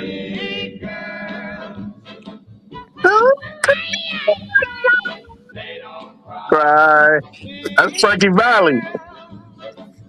Don't cry. Marsha. They had to play Frankie Valley on her. She gets a lot of back. So she deserves everything she gets because she gives it as good as she gets it. She's just not built for the physicality of this league. Yeah. And she's not quick enough to get away from the physicality. Yeah. So there's a lot of learning curve, like Diana said. And when she gets it, she has elite skills that are going to really help her. And she gets a lot of back. So she deserves everything she gets because she gives it as good as she gets it. Teach. Now that's preaching. She hey, Club, I get accused of preaching. Now that's preaching. That's because you do be preaching. That's preaching. You could try to justify ignorance. You could try. I guess Gino a hater too. I guess so. True. Damn it, Gino. Always. Why are you hating so much, Gino? Damn it, Mr. 23 national championships. How can you hate on someone that never won? He must be jealous. He must be jealous of her too. Oh man. Apparently. He's jealous because he can't bring her to UConn. Yeah. So jealous. Yeah. If you ask Gino, he never wanted Caitlinclark. And I agree with that because I remember her recruitment. Because I was following because I'm from Cleveland, Ohio, bro. So I'm in the footprint of the Big Ten.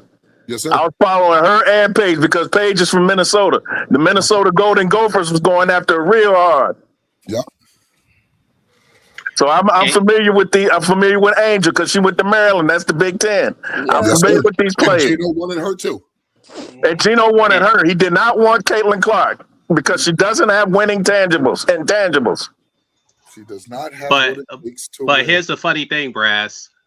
Regardless of the other reasons that we can say about what Congress is doing, one of the reasons why this is going to backfire is because of what y'all just played. You're only drawing attention to what Danny Taurasi and to what Gino said, because all you're doing is reaffirming the fact that she's too slow, weak enough, and can't deal with the physicality. That's what you're doing with this congressional thing. You're just reaffirming to people like us who actually know what's going on, so we can go, oh, by the way, the reason why they're doing this is because she can't, just like how they changed the rules, they allow her to scream at referees, they allow her to flop without text. You're trying to do everything to make this young lady exist in the league, and it's still not working. And it appears like Steph White has had enough, because that 20-minute thing that Steph White, what she's essentially saying is, look, I really don't want to play you like I did last year, but this is the year everybody tells me where you have to play, but I don't want you to play because the management,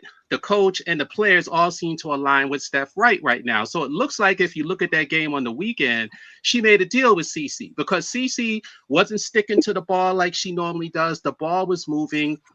She was trying. So Steph White looks like she said to her, look, I'll give you 20 minutes a game to show me that you can play. And if you don't, I'm a sit your ass down like the previous game when she went 4 for 12 with 4 turnovers. I've never seen a stat like this in 16 minutes. So Steph benched her after not playing in 3 games, allegedly for being injured. So Steph benched her ass, probably had to talk with her again, and then she said, okay, and I didn't really know if she was going to stick to that 25 minutes, but if she does, y'all know why, because Steph has figured out the less you play Clark, to the Geno thing and to what y'all all saying, the less y'all play Clark, the better the team does, because the more she's on the floor, the more of a liability she is. Yep. She's a liability. There you go. She does not have winning intangibles because all the holes that y'all talk about, she can only go in a certain direction. She can't hold on to the ball. She can't read a half-court defense, which is why all her coaches the first 3 years either benched or platooned her in the fourth quarter of games. It just wasn't because of her defense. It was also because she can't read a half-court defense 90% of the time, because when push comes to shove, she'll just chuck. The fact that she pushes off with the left hand, not like Kelsey Mitchell, who has the speed to get to the hole and then fends off the bigs. Clark is too slow and lacks enough explosion to even get to the cup or to get to the paint. So she pushes off to get separation. That should be illegal. And then the turnovers, like y'all said, they're usually live. She can't pass and she can't hold onto the ball, or she loses focus because she's not really a point guard. And let's not even get into the breathtakingly all-time horrific tentpole defense. If y'all remember, real quick, Shelby, because I know you want real quick. When she was at Iowa, Gabby Marshall was the facilitator. Gabby Marshall was the main one to run the offense, and it was what's her name for what's the other Kate Martin. Kate Martin. If you go back and look, Kate Martin was the main one who will pull their ass out of the fire whenever they got in trouble. So Gabby Marshall and Kate Martin were the main ones who drove that team to a Final Four. Caitlin just took advantage of them.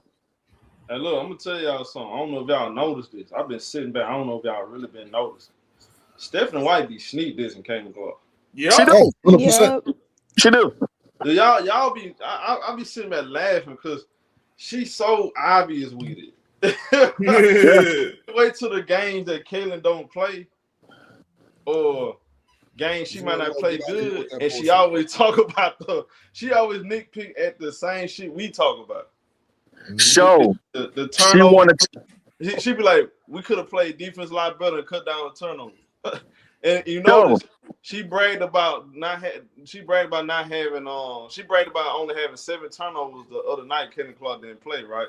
And she said, looked great, and we moved the ball with. Need this her ass off. I don't think it's so. People don't remember Stephanie White is a champion. She won a championship at Purdue for Carolyn Peck, a black woman.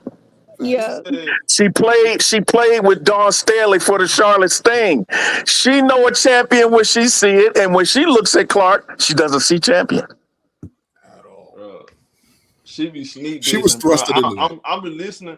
I sit back and really listen to Stephanie White. She really be telling y'all exactly how she feels. She can't just come out and say it, but she literally using what's actually happening in the game to talk about Caitlinclark, talk against her, because Caitlinclark not doing her job, bro. she's not really fitting into Stephanie White's system. She's trying to play. She's trying to really play like a different style from what Stephanie White's trying to play. Stephanie White likes ball movement. She wants Kelsey Mitchell to set the tone night in, night out.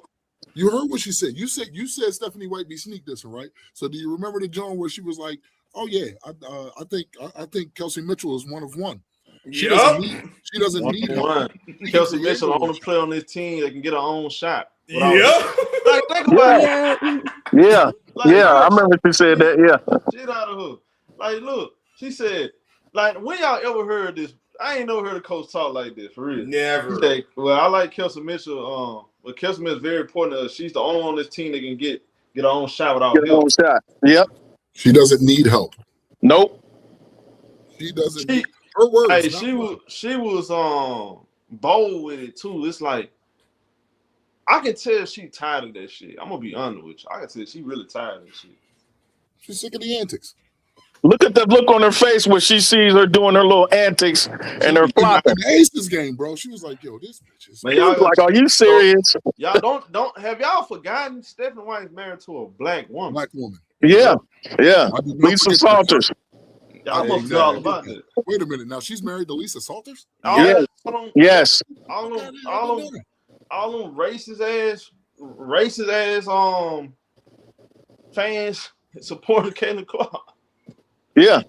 Bro, she don't fuck with them. No. She's about to go play for the Tempo. And guess what? The Tempo don't want her. I think it's gonna come down to they're gonna have to choose between Stephanie White, Kelsey Mitchell, and Caitlinclark. Yep. I agree. Stephanie White goes anywhere else. Instant playoff team. Instant playoff team. She's gonna end up one of them expansion teams. Watch what I tell you. And if Stephanie White get fired, guess what? She gonna get another job. Quick. She can't be out that long. Quick. What crazy is you listen to all these Caitlinclark fans, they talk like Caitlinclark have proven something. She ain't proved shit. Nothing. Stephanie White have proven she's a good coach. She literally just took this team to the semifinals somewhere they haven't been in 10 years, bro. Caitlinclark ain't proving shit. Show on Facebook, I was dealing with Clark fans who actually gave Caitlinclark credit for them almost getting to the finals last year. I had to cook. She wasn't playing. She wasn't even playing. They treated her like she freaking Carson Wentz when they won the Super Bowl in 2017. You do realize he ain't playing the playoffs, right? Like, and then when you cook them, that's when they get to resorting to personal attacks. And exactly. I've even been called a nigger. Excuse my language out there, YouTube. I've been called the N-word by these people. And I'm gonna tell you something. Let us flame out, right? Say we flame out and they flame out. You know, Stephanie White gets fired, Kelsey Mitchell leaves. Man, if I'm Atlanta, I'm getting her quick. Hey, Stephanie White, I'm going for Stephanie, and I'm gonna get Kelsey. Yep. I'm sorry, man. Somebody got to go. Yep. I'm gonna get both. Wow. You know, it's funny. With Kelsey Mitchell, I get guaranteed production on both sides of the floor. Oh, definitely. It's funny, show. I think when Stephanie White said what she said about Kelsey Mitchell, that was her way of letting people, the media, whoever, know that this is about what's going to happen. Because like y'all said, you just don't say this is the only player on the team who can get off their own shot when you have Aaliyah Boston and Caitlinclark on that team, and you say that, you're basically letting you know what she said previously. This is the number one player. She's the best player on the team. She said all of that stuff. Now, some people felt she said it to retain her, to keep her for free agency, because after what happened in the playoffs last year, there's no way they can go without her. And though that is true, I agree with y'all that this is how Steph White feels. Caitlin is not a Steph White ball player. Now, you can argue, why the hell did you go there? Because with Dejanay, y'all locked her up and showed that she don't have no real game under duress. So why you went there? I guess because of her Indiana background, and what she's done with the team and what she's done in the state over the He years. thought she could make her better. I agree. And now I think we're at a point where the organization, the team, they don't like her. They don't like her. But the problem is, and y'all know this because I know y'all know this very, very, very well. The problem is you got to tell these CC idiots she's not in the same situation as Angel, because Angel has been basically shopping herself for the last 2 years after Teaspoon got fired. Every all-star game, you see her hanging out with this person, that person. Yeah. Phoenix is trying to get her. This team's trying to get her. And like she knew what she was doing, and she's not toxic as much as they want to believe. But you got to also realize that Angel didn't have the machine behind her. Exactly. But what I'm saying is this: even with the machine behind her, nobody wants Caitlyn. Nobody wants this sideshow, which is what I'm saying. I'm actually saying Angel's in a better position than Cece because Angel got to pick where she wanted to go on her terms. That will not be the case for Cece because knowing what Stephanie White is going through, ain't no top coach or top team going to want to put up with this or deal with this. Yeah. I used to think she could go to Chicago because they're the only ones dumb enough to do something like this. But after Angel and Skylar, I don't even know if Chicago is dumb enough to do this. But there are very few teams that would trade for her. At some point, they are. Yeah, they're dumb Chicago's dumb enough. Okay. I'm gonna say at some point though, that's why she's not traded now because nobody wants her. Hold on. Otherwise, she would have been traded. They ain't gonna trade her, bro. All the money they give. Then guess what? Then they ain't going nowhere. They gonna have this soap opera as the Caitlyn turns for the next God knows how many years. We don't know if she on the trade block yet though. We don't know that, but if she don't improve, they gonna get her the Trae Young treatment, bro. Yeah, I'm telling you, she gonna get the Trae Young treatment. She literally plays like Trae Young, and Trae Young didn't even get drafted for a first-round pick. But you know why? Because they figure out, okay, he just a player that stuffed the stat sheet, but his numbers don't translate to winning. He's a player that gets forced assists and jack up bad shots, and he don't play deep. I agree. Win the tangibles. And you know what the difference is between him and her? He has way better handles, and he's more consistent as a shooter, I would say. He is. CC. But when I watch CC play, she plays privileged basketball, bro. It's too privileged. It's victimhood. Like that shit, it ain't gonna work for number one. Your best player has to be mentally tough. Mentally tough. If you're gonna be the leader of a team, because look, she getting away with it with Kelsey Mitchell being there, taking all the big shots, taking all responsibility off of us. Once you get rid of Kelsey Mitchell, if you get rid of Kelsey Mitchell and you get full range to Caitlinclark for her to run everything, y'all gonna see the shit she do won't translate to winning. They probably won't even win 10 games. Or a team below 500. If you just do everything around her. But check this out, y'all, as far as the flip side of this. If you look at what Stephanie White, is talking about, if you looked at a player like Cece, with all the stuff that we said that she got holes in, realistically, especially the WNBA, where it's hard to be a specialist because they only have 180 players. It's not like the NBA with almost 600 players. She would probably play about 15 to 25 minutes a game because the more you would have her on the court, just the more she would be a liability. And guess what? Voila. Stephanie White has said, I'll play you 20 to 25 minutes a game. I don't think that's because of injury. I think that's because Stephanie White knows that's the limit that I can play you to where it won't affect the team. Now let's see if she can Stephanie stick White to that. knows that you a bum.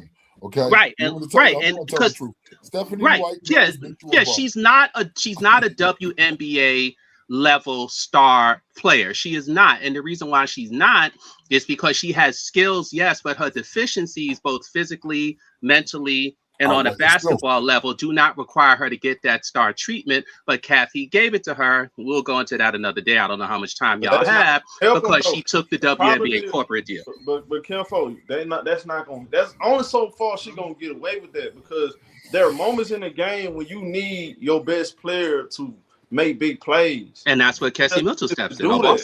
She too busy focused on officials. She don't like physicality. A player that shies away from physicality is not going to be a player that gets you a championship. Just based off that, forget everything else we saying. Even if she was more, even if she was efficient, a player that shies away from physicality. Because in playoffs all about mental. It's all about heart. It's all about physicality. She shies away from none of them. She don't got none, not one. She doesn't have one. If you can't observe if you can't play through physicality, bro, that's problematic, bro. We haven't look. That's not even you. That's why I keep telling y'all, like, why are we so in a rush to put her on that level when she really hasn't gotten through the basic steps of how to even be a superstar level player? We call her a superstar because of her popularity, but she don't really know how to be a real legit number one on a WNBA team, on the WNBA level. She don't know how to be a number one. Come on, you know why they did that, Showtime. Yeah, but that again, that plays against her. I told y'all that day one, the media gonna fail her. If you've been following this day one, I told y'all the media is gonna fail her, bro. Yep. I told her that then. All that hype, she not even ready for this. No, she's not. And she came out of the game crying about physicality. I said, what? You crying about physicality? If I'm a defender, guess what I'm finna do? I'm finna put the heat on your ass. I'm pick you up 94 feet because you don't like physicality. You just expose your hand. You're not supposed to complain about shit like that. You're giving your opponents material. Oh, she don't like physicality. I told y'all go at her. I told her something about her. When she go left, she finna shoot. They figure all that shit out. Yep. And that's why I told the Clarkies. I said, y'all's time is up. Y'all time, y'all got a shelf life. And it's coming up real quick because in the game of basketball, the game of football, the game of hockey, whatever team sport or whatever sport you play, it's going to show on the court, on the field, in the arena, how good you are or how good you not. Because it's going to be all put out and display in front of everybody.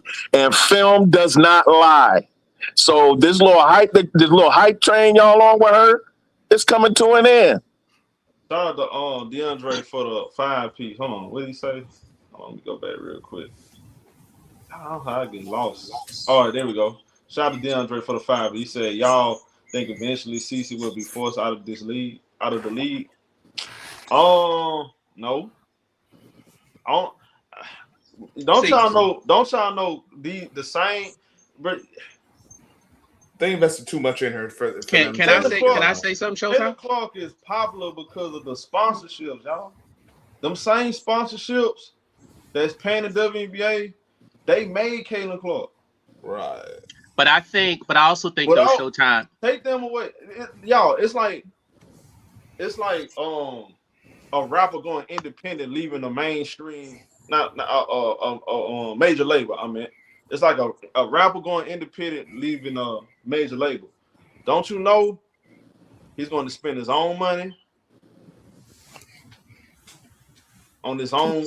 He's going to spend his own money on pushing out his own product. Yeah. On albums. Yeah. His own promotion, his own marketing. That shit hard.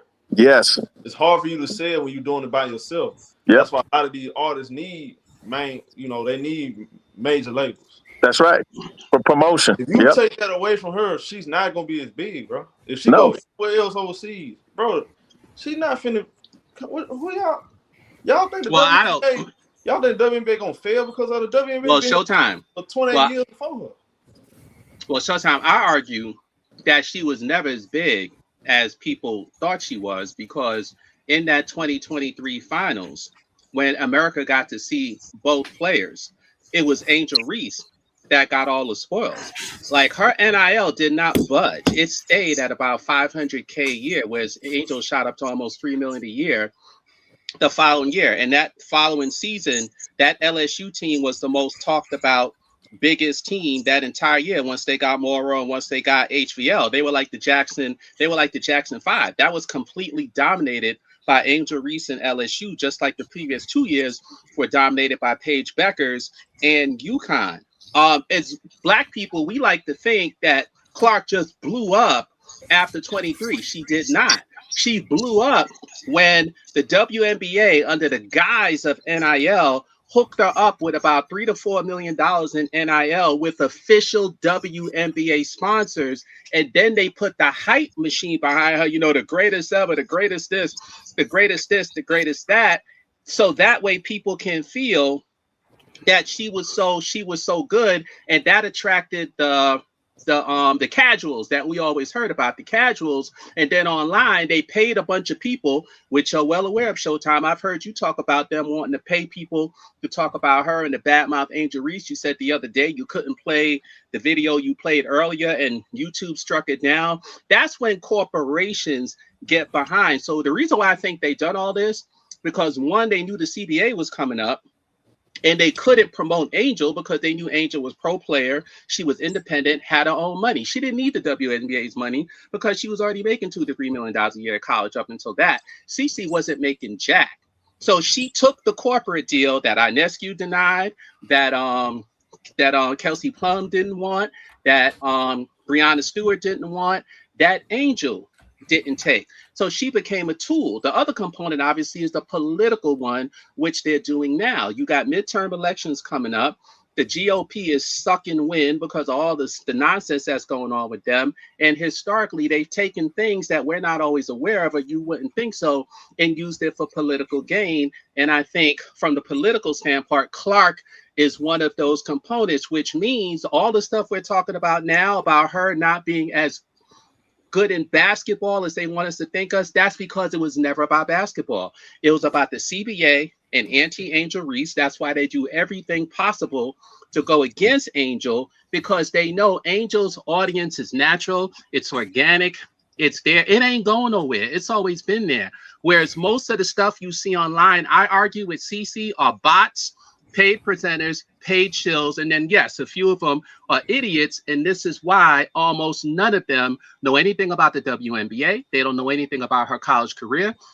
They don't even know about CeCe's career. Most of them do not watch the WNBA. So how can you build your audience on a player who 90% of her fans say they don't watch the sport?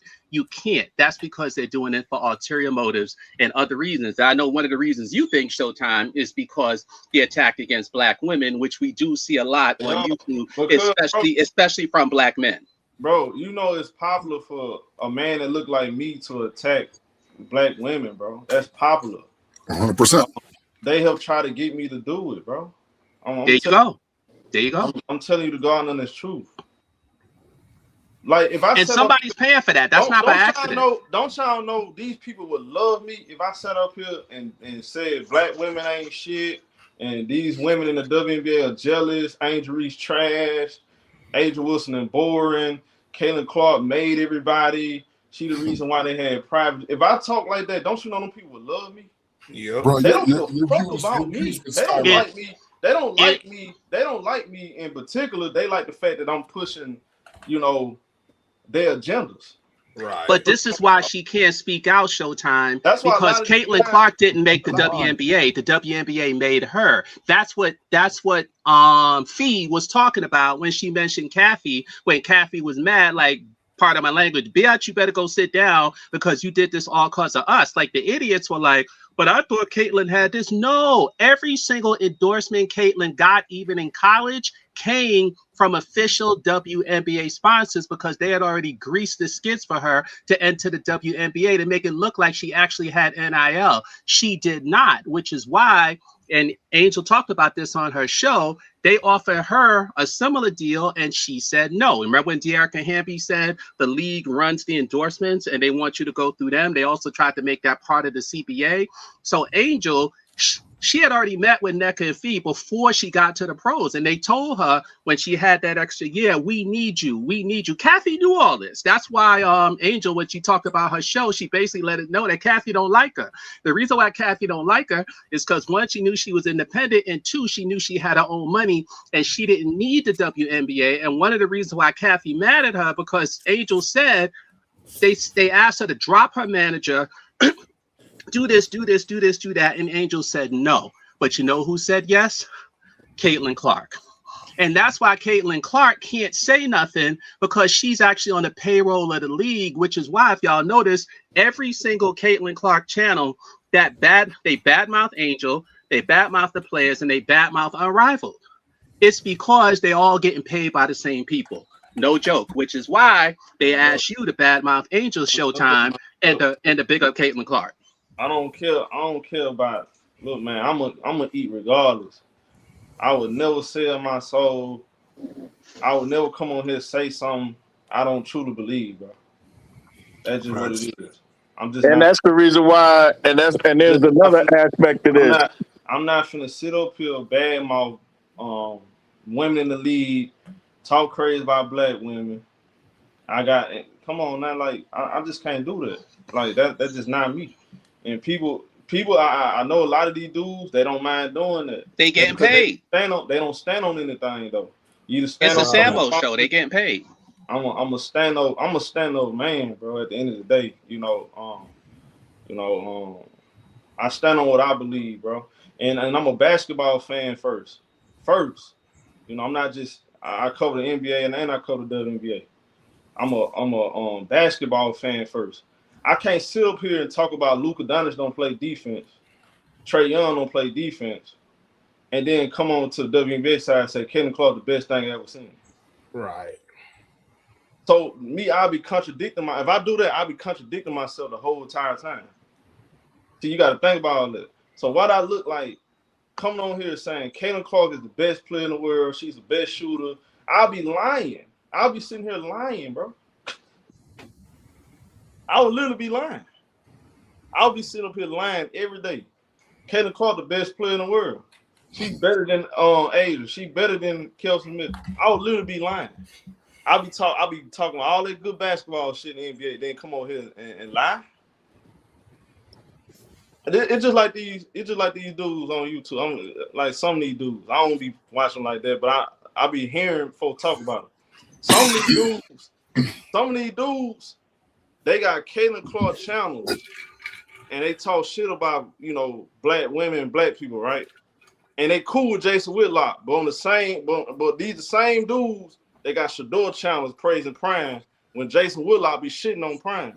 It be shit like that. Like y'all don't be paying attention to this type of shit. That's backwards, bro. Yeah, a lot of the guys that love Shador channels were simultaneously keep the vision, and those guys were simultaneously. Don't say that fuck niggas name. Don't even say that. I hear you. I don't watch them fuck niggas. Don't say their name. I don't watch none of them. I'll click. I'll see something. I'll click. Yeah, no. I don't mention none of them dudes. I don't even care. But I just know folks be talking about it. These dudes, they be showing me different shit. Like, how you making videos about because they being paid to badmouth Angel Reese, Deion Sanders and Shador, and then on the other, you know what I'm saying? But y'all cool with Jason Whitlock? When he just shitting on Jason Whitlock?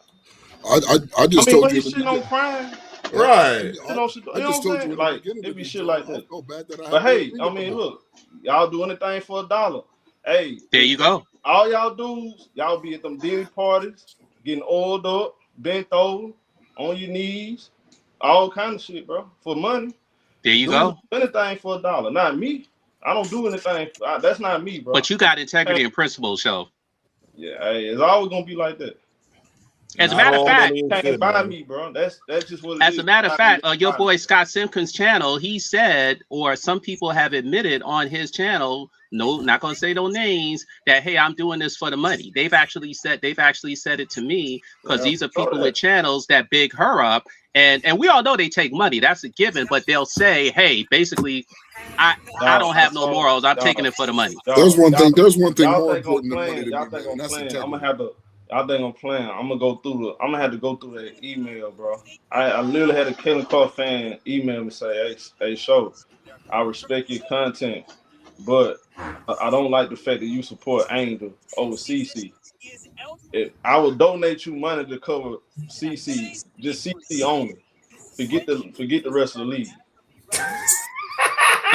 And you know what, Showtime? That's not coming from an individual. That's probably coming from a PR company or a corporation disguised as an individual. That's how they do it. I don't move like that, bro. That's not me, bro. That's never been me. I'm a stand-up individual. You know, I'm not one of them that's gonna do anything for money, bro. That's just not me. Listen, there's something more important than I'm money straight to me. anyway. Okay? I don't That's have called to do integrity. all that. You don't. I'm good. I got integrity. I'm sorry. Showtime. Take Nike. Perfect example, right?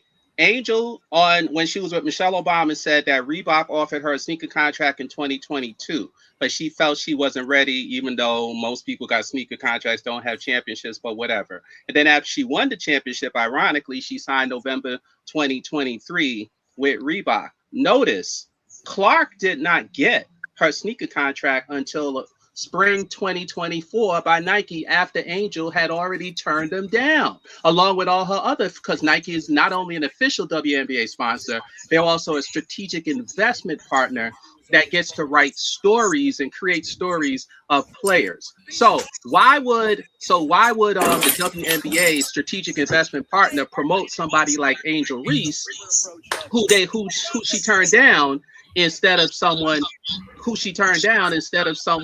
like Caitlinclark, who they invested money into belatedly over a year later? So if Clark was so popular and such a great person and such a great thing, why is it that Nike didn't sign her until the other WNBA sponsors did? That means two reasons. She was never that marketable in the first place because she has nothing to market, right? No championship, no good looks, no personality, no aesthetically pleasing game, and she's not a nice person.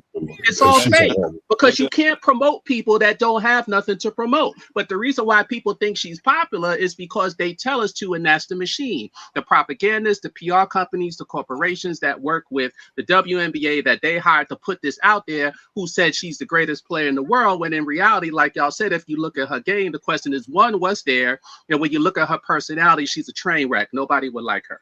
But you know what's gonna end up happening, right? Y'all know that shit gonna phase out, right?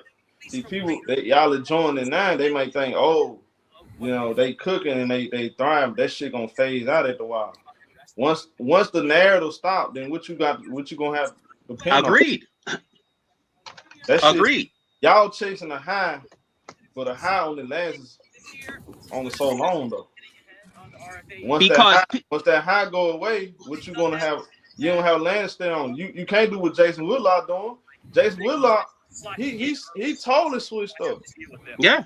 He told, bro, look, that's what everybody gonna try to do, but it's gonna be too late. You already sold the ass, bro. You can't get it back. But you know what's so funny about those conservatives, Showtime, is See, that when I come on here, bro, when I talk about basketball, I talk about anything. Yo, you can agree or disagree. We can all agree or disagree with each other. But at the end of the day, I'm gonna go to sleep knowing, all right, I stood on what I believe, whether you agree or disagree, and I can go to sleep comfortable as a man, but without selling my soul. Me doing all of that, bro, I got a daughter, bro. A daughter. What I look like coming on here, taking a diarrhea shit on all these women saying they trash, they jealous, they thugs, and just lying and doing all this buck dance, and then get off YouTube and act like I'm a real man. I'm gonna talk positive about Prime and Shador, but I'm gonna do a show with Jason Whitlock, a dude that try to destroy their image. That every day he talks shit about them. Like, come on, y'all. Like, pay attention to that. But that congressional thing that they're trying to do, Showtime, essentially what they're trying to do is Emmett Till, if y'all remember him, Emmett Till, the WNBA collectively. Whereas Emmett Till in the 50s, right, he allegedly whistled at a white woman. They killed him. They threw him in the water. His face was bloated. His mother did that on purpose so you could see what he looks like. And even now, he's still famous. I think Bill Clinton or one of the presidents finally recognized him. Well, guess what? What the GOP is trying to do right now is Emmett Till the WNBA, a bunch of black, big, strong black women and lesbians, etc., who don't like Cece, who we know is a Democrat, and who we know we're not going to talk about where she rolled, but that's in question. But look, to this right. Not every, but here's the thing, bro. Like, well, not every woman is a. But here's my thing, though. Why does it matter if they lesbians or they black? They're sexual. I don't care about their sexual orientation. But that's my thing. Well, they're trying to play to their base politically. That's more political than a basketball thing. Well, most of the conservatives are gay. Because they got midterm elections coming up. My problem with the whole conversation, why does it matter if they black or they lesbian? Why does that? We here for basketball. Because it's an image that they're trying to cultivate and perpetrate to the simpletons. Because right now there's a split. Last time I checked, most of the. But how do we know? Okay, how do we know what Caitlinclark is? Though? How do we know this? No, I think they're making up most of the stuff they say, Showtime, but it's a caricature they have. How do we know if Caitlinclark like this? Candace Parker came in married to Sheldon Williams. Then all of a sudden, you know, we see what she is now. So how do we know what Caitlinclark is? Right. Caitlinclark, like for real, we don't even know Caitlinclark. She have yet to pick a side. That's not what they're concerned with, show. It's what they project to their audience. Even with the Taylor Swift post, she played the middle. She have yet to really stand on something. If she says the political correct thing, how do we know what she is? We don't know. One time I was on a panel with a Caitlinclark fan, white guy, and I said to him that this is all BS about white Christian female, right? And then I asked him in the panel, and I said, if you are a white male, and he wouldn't even let me finish. I said, if you are a white male, I said, which female would you want? I said, would you want Angel Reese or would you want Caitlinclark? And he cut me off before I could finish the sentence. Said, of course. And the whole panel said, of course. So if you were actually trying to promote to males, white, black, brown, indifferent, you wouldn't promote Caitlinclark because one, she's not even a Republican as far as we know, and she may not, and her sexuality may not be. So obviously it's not about that. It's about something else. And it's because she was the one willing to accept the deal. Paigebueckers didn't want the deal because she's got a black stepmom and her favorite coach was a black AAU coach. Ionescu didn't accept the deal because her favorite friend is Satu. Breanna Stewart didn't take the deal. None of the top white players wanted to take the deal, and then Angel didn't go along with it because she also said no to the deal because Angel had her own money.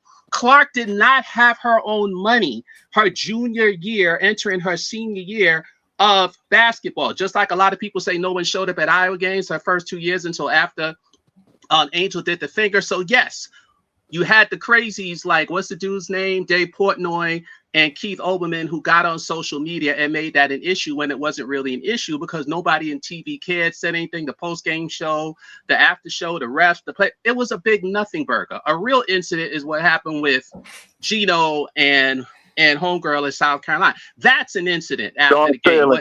What Angel did was Dawn Stanley. I want to say Dawn, but for some reason I did. That was nothing. They made it an issue. And then they went after black women and they went after Angel, but then Clark all of a sudden becomes what?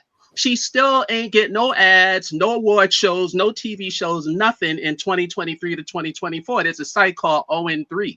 You can look it up. That's why they made documentaries on LSU and Angel making all this money in NIL. Clark was nowhere to be seen. She was left dry. So the reason why I bring all this up, because if she was so marketable, if she was this marketable, then why is it in 2023 when America got to see both players, Angel's trajectory shot up like a cannon, Sports Illustrated covers, ESPY awards, Q ratings, web impressions, et cetera, et cetera, et cetera. Yeah, Clark's went up too, but she still didn't get any endorsements. So what you really have to ask the question is, when Kathy signed Clark to all those endorsements, she knew what she was doing because she was never the player to do it for, because if she was, she would have had all those endorsements when she was in college. She did not. Angel had all those endorsements in college, not Clark. Like I said, Clark didn't get her Nike deal belatedly, probably, as sloppy seconds to Angel until 2024 with all the other official WNBA sponsors. So if Clark is so popular, then why is her ads only with official WNBA sponsors? That's because Kathy is pushing her. One, because I think of the CBA, because you couldn't have Angel as your star because she supported the players, the history of the women, and the CBA.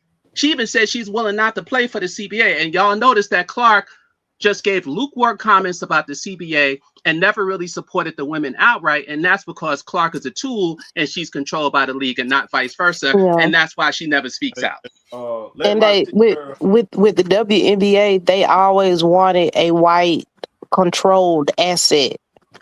That's what And she is, an asset, like the CIA. yeah, like they tried to do that with Rebecca Lobo, but like Lisa Leslie ended up becoming the generational big, so to speak. And they tried to do that again with Jackie Styles. But I think Jackie Styles got hurt earlier. So like the Yeah, she didn't WNBA last. say what now?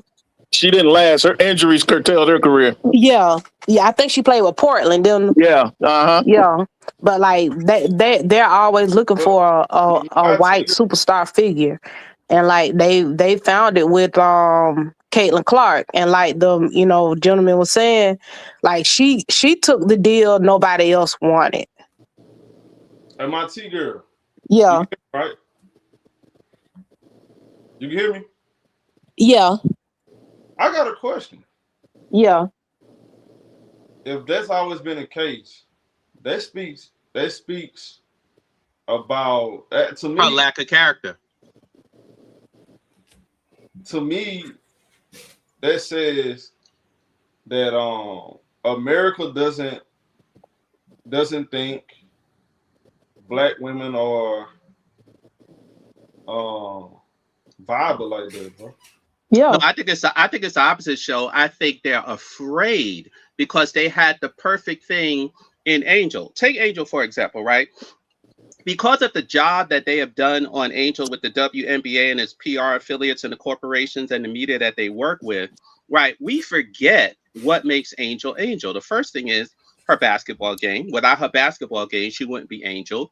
2 is her looks. 3 is her personality. 4 is her strength and courage, all that she's been through, and she still holds her head up high and or fights back and ultimately wins or get what she wants. I strongly believe that always been right. You still there, show? Well, so if you look at what happened last night, right? There are very, very few players in sports who can bring that level of excitement and electricity and dynamics as Angel did on the court yesterday. And anyone who sees it can get that palpable feeling. On top of that, she still took over the game, both offensively, defensively, and with her facilitating leadership and also the emotion. She's a special, special, special player. Yeah. But all Kathy has done the last 3 years is to memory hold Angel and have people forget.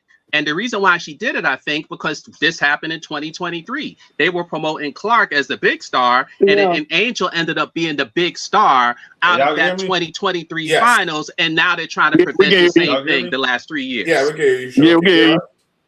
Yeah. Yeah, we can hear you, Show, but I think you disappeared again. I don't think he can hear us. So but go ahead, my T girl. You were saying something. But with Angel, they don't want her to look like boisterous.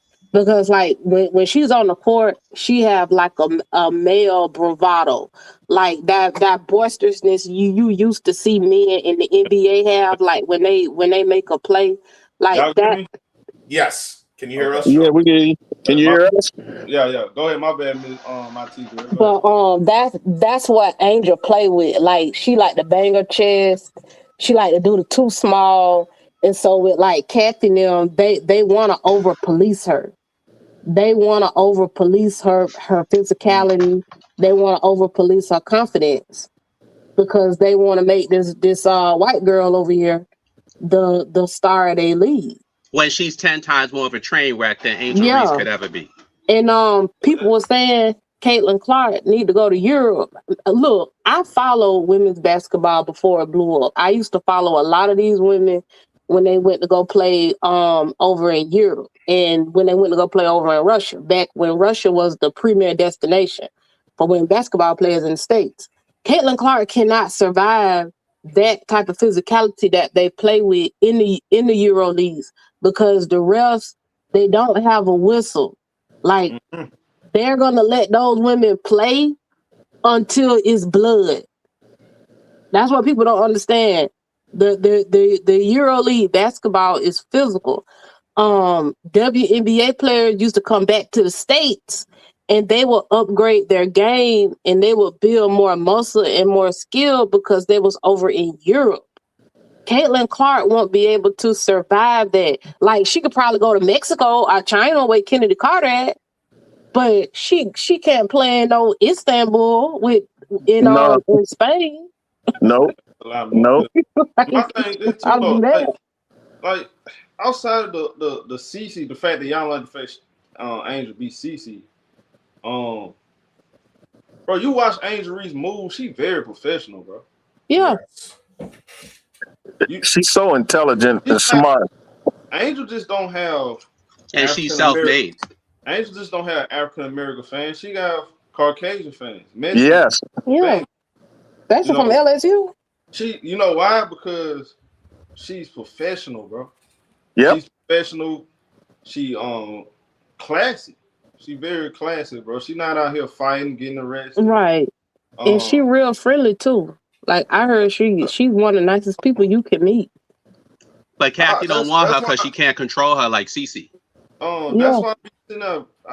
Folks be talking like, bro, do y'all really pay attention to Angel? Bro, Angel be at Met Gala. She be at, bro, she be in she do business with billionaires.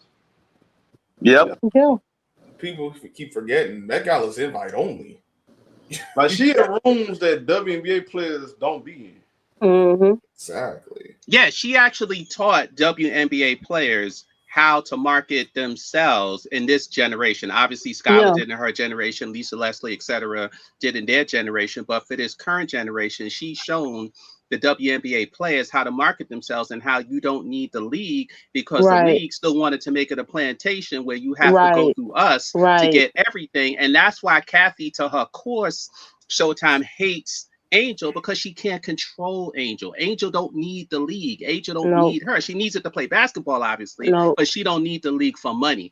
Clark needed the league for money because she wasn't making a bunch of money in NIL. So she took the corporate deal that all those other women we mentioned denied. Plus, she's with Nike, and Angel's got 3 strikes against her. She didn't take the corporate deal. She's not with Nike, and she's not with a big management firm like IMG, CAA, LeBron's group. I forgot their name. Clutch, etc. She's independent because her manager worked, as y'all know, with a big firm, but she believed in Angel Reese so much. She quit her job. Quit her job. This is what you're talking about, a superstar, not a manufactured one like this other girl, where you quit your job before she even blew up because you believe in this player's game, their personality, their aura, everything about them. And look what happened. Don't put Clutch in that category, man. Don't put Clutch in that category, man. Oh, you with Clutch? You used to be with Clutch too? No, think about it though. From a Clutch standpoint, isn't Clutch what we've always wanted in our community? Yeah, that's what. So I'm confused at why we put Clutch in that category. Why? Because ESPN told us. Like, isn't Clutch literally what we want in our community?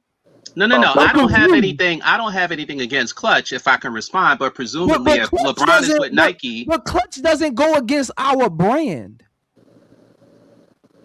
No, all I'm saying is that she's not in line with Nike, Clutch, or some of the other big firms. But again, keep putting Clutch in there. Clutch not even part of that.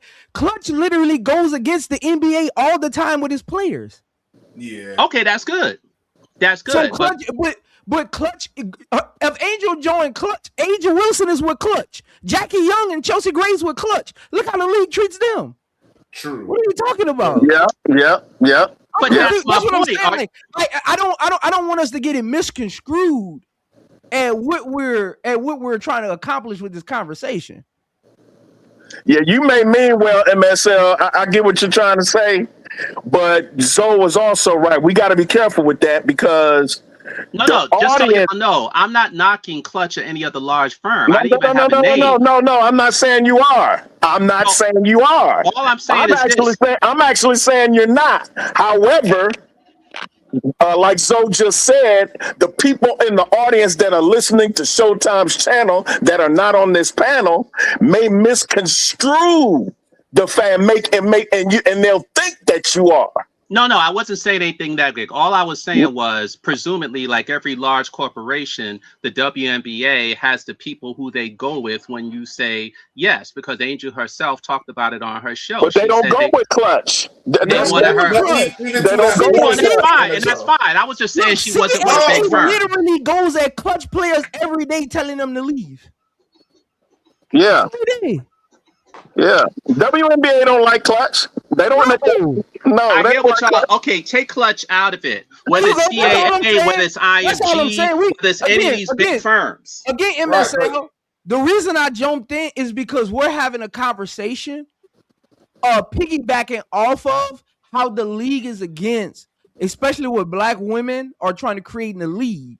I don't want to add into something into that isn't really part of the overall conversation. No, and that's fair. But and they were kind of like third on the line. The main points were the corporate deal that she didn't take with the WNBA, and also not being with Nike. I think even you would agree that as Nike is not only a strategic investor in the WNBA, because I saw the strategic investment contract they had in 2022, and it states that they can write stories, they can create stories, that they can essentially create stars. That's what the strategic agreement says. The PR press release was posted in 2022, and from what I understand, it was re-upped. And she's now, regarding Asia, since you brought her up, right? Asia, some would argue, is getting the lower end of the stick for Nike compared to Clark, and I'm sure you would say no. Asian sneakers are doing very, very well. Sorry about the printer behind me. She's doing very well. She's doing great. And then some would argue that they've been pushing off Clark's release because they're either wanting to see, is there enough people interested in her, or maybe they're trying to find a way to get out of the contract. But either way, Asia should be the biggest star in the WNBA and not Caitlinclark. And some people think that's due to Nike. But MSL, how we know Caitlinclark got a bigger shoe deal though? We don't know that because like they'll put it out there. This player. Well, I don't think she makes as much money on her shoe deal as people think she does. See, man, bro, Asia could be getting more money on the back end because you make money selling shoes. You get a percentage selling shoes depending on your deal. But she don't have no shoes. Different though. We don't see. I mean, we don't know for real, bro. I mean, everybody. Contracts are different, you know. Well, we know originally they claimed she was making. But Rich Paul, look though, Rich Paul gonna make sure his clients get paid, bro. I'm telling you, he gonna make sure. I'm not too knowledgeable about the agencies and all that. All I know is, but at the end of the day, hold on though. But at the end of the day, don't y'all know that Rich Paul is one of the smartest men in especially when it comes to making sure his players get what they deserve in the front end? Technically, y'all, this is how smart Rich Paul is. Technically, we don't even know Ajawilson's actual shoe deal because it's never been disclosed. Right. Ajawilson has it in her contract that her actual amount was never disclosed. So we don't even, like Showtime said, we actually don't even know Asia's shoe deal. And I think that Angel Reese operates the same way. I think she doesn't care about that stuff. And I think Clark and the league is the opposite. I think they put out a lot of numbers for Clark to get people excited, but they're not true. You remember they originally said she made $16 million a year? Well, Forbes last year said it was $12 million a year. Will it be $10 million a year this year? We'll see. They claim Angel made $10 million a year and Paige made $10 million a year and Ionescu made $10 million a year. But based off what I know about business, I wouldn't be surprised if they said Angel made $16 to $25 million a year next year when they come out with those numbers. I think she makes a lot more than that. And if Coco Vandaway makes $30 million a year, then Angel can do the same. We counting pockets right now, man. Yeah. No, we're not counting. No. But look, Prince, but I say that in the context of if or when it's reported that Angel makes more than Clark, which I think she does, then you can now go to the league and say, why are you promoting this girl when she's not even the biggest endorser in the league? How did we even get here? But we're not talking about money. Like I'm confused at the conversation. Well, we started talking basketball, but now we're talking about the league and why they promote Clark the way they do and why the Congress is doing what they do. So what we're doing is chopping holes in the tree of what they say about Clark, which we can easily say that's not true, that's not true, that's not because true. we have our own set of eyes. We know this because it's all a part of the package. It's all a part of the propaganda package, though. Right. I think you may have missed that part of the conversation, though. At the end of the day, look, y'all do know that a lot of those numbers are inflated and not. I just said that. I just said that. I said I think Clark's camp releases numbers to get stimulus, but they don't necessarily need to be true. And as you know, being a former athlete, I used to be an agent, just so you know, Zoe, that a lot of times the contracts can be very complicated and be based on all sorts of incentives. You can have a base contract, like they can announce, like Rory, they can announce that someone makes $200 million in their contract when in reality they're being paid $20 million, and the rest of it is a what if. And yeah, I do think they do that with Clark. Correct. That's why I'm saying I don't understand the nuance of what Angel makes versus CC makes. Well, no, in that context, let's say if they came out and said that Angel made $25 million a year, right, in endorsements. No, I'm not talking about that. I'm not talking about that. I'm talking about like how we get to comparing networks. Because we'll never really know what their true networks are. No, we don't. But idiots like Forbes will still, or Fortune will still publish the information. So let's say if Forbes says that Angel makes, because when they said Angel made $10 million last year, the previous year they didn't even have Angel on their list. But Forbes only go out what's being reported though. Yeah, right. Yeah. Again, man, like even myself, like. I have investments that aren't even under my real name. They're under, that people don't know. They're under my investments account. So like Forbes doesn't track none of it. Like all of that be convoluted. It's a guess. I agree. Just like net worth. You don't know what someone's net worth is. Like all these athletes, they claim is rich and they all be broke. That conversation leads nowhere though. No, but it's still a marketing aspect, Prince. What I'm saying is this, Prince. If Forbes comes next year, whether she makes the money or not, that's not my argument. I'm talking about the psychological part of it. If Forbes comes out next year and says Angel makes $25 million a year, and they say Clark makes $16 million a year, right? Whether it's true or not, then we or people like us can go to the league and say, well, Kathy, why are you promoting this girl if this other girl is making more money than her? We could still make that argument now, right? Because they claim Clark made $12 million last year, and they claim Paige, Sabrina Ionescu, and Angel made around $10 million. So why are you not promoting these other girls if this girl barely makes more money than them, and we know all her endorsements are coming from you, the WNBA, and your official sponsors? So that argument needs to be had, but most people aren't even aware of the discussion that we're having now. So it needs to be had so people are aware, to your ultimate question, that Caitlin Clark is not who they say she is.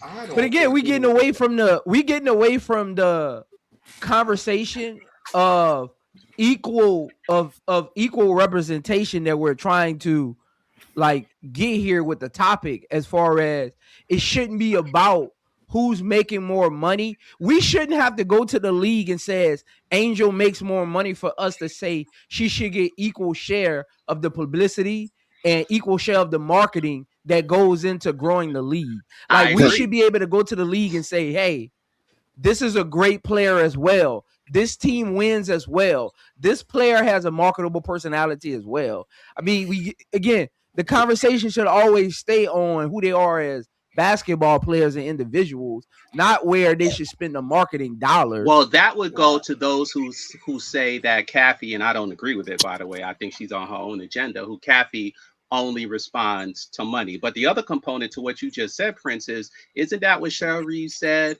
in that cell phone game when they played the exhibition against the Sky? She said that I've never seen, this is a paraphrase. Remember, Cheryl Reese said, I've never seen a player that I've never seen a league that only promotes one player. Cheryl Reese said that. And then she said, and we're playing against a player, Angel, who we feel should be equally as marketed. Cheryl Reese said that. And remember, because that game wasn't televised, but Clark's preseason game was televised. And then someone with a cell phone streamed it and it got like 500,000 views or something like that. But I remember that. Despite that, Kathy still did not do what she needed to do. So to your question, Prince, we have an issue. Kathy does not want to promote Angel, Asia, or any of these other women, because when you really look at it, Unrivaled, which has Mickey, I forgot her last name, but she used to run the WTA, the Women's Tennis Association. Unrivaled actually promotes their players the right way. I think if most of us, and I asked this on another panel, I said, if Unrivaled's marketing or promotion was done with the WNBA, would y'all be happy? And every single person on that 10-member panel said yes. That's because they do it the right way. The WNBA does not. So I've always had this question, though. I've always had this question. This is my question. Are we crying because the WNBA doesn't put Ajawilson and Angel as the face? I'm going to be honest. The last time I looked, Ajawilson's shoe sells out. Angel Reese shoe jersey sells out. The last time I looked, Ajawilson got a New York bestseller. The last time I looked, Angel Reese is at the Met Gala as one of the partners. Last time I looked, Angel Reese podcast does very well. So, are we? I'll say this. I want to support Ajawilson and Angel Reese. We, at the end of the day, me and Showtime have said this multiple times. I know we've said it just this year alone, multiple times. We are the WNBA. Agreed. Yeah. Agree, 100%. We don't need the look, man. Angel and Ajawilson does just fine without the WNBA support. 100%. They gonna let them fail or they gonna catch up. They gotta pick one. And they do just fine. They got enough support. they fine. But then this goes back to the question of the congressional thing that everybody keeps asking. We see exactly what's going on. We have eyeballs. I'm not begging for no WNBA to put Ajawilson on the cover or nothing. We all know who the face of the W is. It's Ajawilson. 4 times. Hey man, look, I don't care if they don't put them on the cover or anything. We as a community, we still can go to their games. We still can buy their merch. The WNBA don't got no control over that. Nope. Y'all should be proud. Well, we talked about that, Prince. Like this community should be proud of the work, the effort, the support that they've given Angel, Asia, and even Paige to a certain extent. Yes. Like living that. Like they we're chasing the WNBA's accredited when we holding them down already. I'm not, look here, man. I'm not about to keep begging the WNBA for me to feel good about something I'm already supporting, and they doing well on. I don't give a damn. I don't give a damn if they don't market them. Get what they talking about over there. And really, we moving into a new era of sports where young athletes can promote themselves. That's why Angel signed with Reebok. She didn't sign with Nike because Reebok would give her a lot of autonomy to just promote her brand the way she want to promote her brand, and also and clothing line and all that other stuff, and a lifestyle line, and a percentage. You can look at 2K. You can look at Victoria's Secret. All the foundations she has. I just want to say with Kathy Engelbert and Nike and Adidas, they're operating from a very old sports paradigm where everything have to be centralized at the top. And these young players coming in, they don't want to answer to nobody at the top. They want to have freedom and control to be in control of their narrative, be in control of their brand. They are the top. And that's the reason why. And that's the reason why corporations are scared to unaliven with NIL. When the Supreme Court struck down the NCAA monopoly of monopolizing on these athletes and disallowing them to make money off of their own name, when they struck that down, that sent a shift, a monumental shift that's going from the college ranks and it's going to go into the pro ranks. Because the pros were loving the fact that these athletes were not getting paid in college off of their name, and so when they got to so that made them subservient to whatever money that they presented to them once they got it. When they got into the pros. Now these athletes have the power, and that's the reason why they don't like Angel Reese. Not only does she have money power, she has grassroots community power, and like Show said, even white people love you. Look, I watched that game last night, and I was shocked at how many white people were there going crazy over Angel Reese. So when you got that kind of power, that makes her dangerous, and that's the reason why I believe, in my opinion, it's just my opinion, allegedly, I think some of these referees are getting paid by these corporations to cheat on Angel, to try to diminish her star power through getting her kicked out of games and not calling fouls when she gets hacked. I believe that's a complete it's corporate sabotage, because Nike and Adidas sit at the top of the NBA sponsorship. Now you have a company like Reebok, led by Allen Iverson and Shaq. They're trying to move in on the women's sports arena too. So just like when it's a street turf war, all right, one gang or one set, they don't want another set trying to emerge on their block. So you're going to try to take them out. And that's pretty much what we see happening with Candace Parker and Adidas and Nike coming at Angel Reese because of Reebok.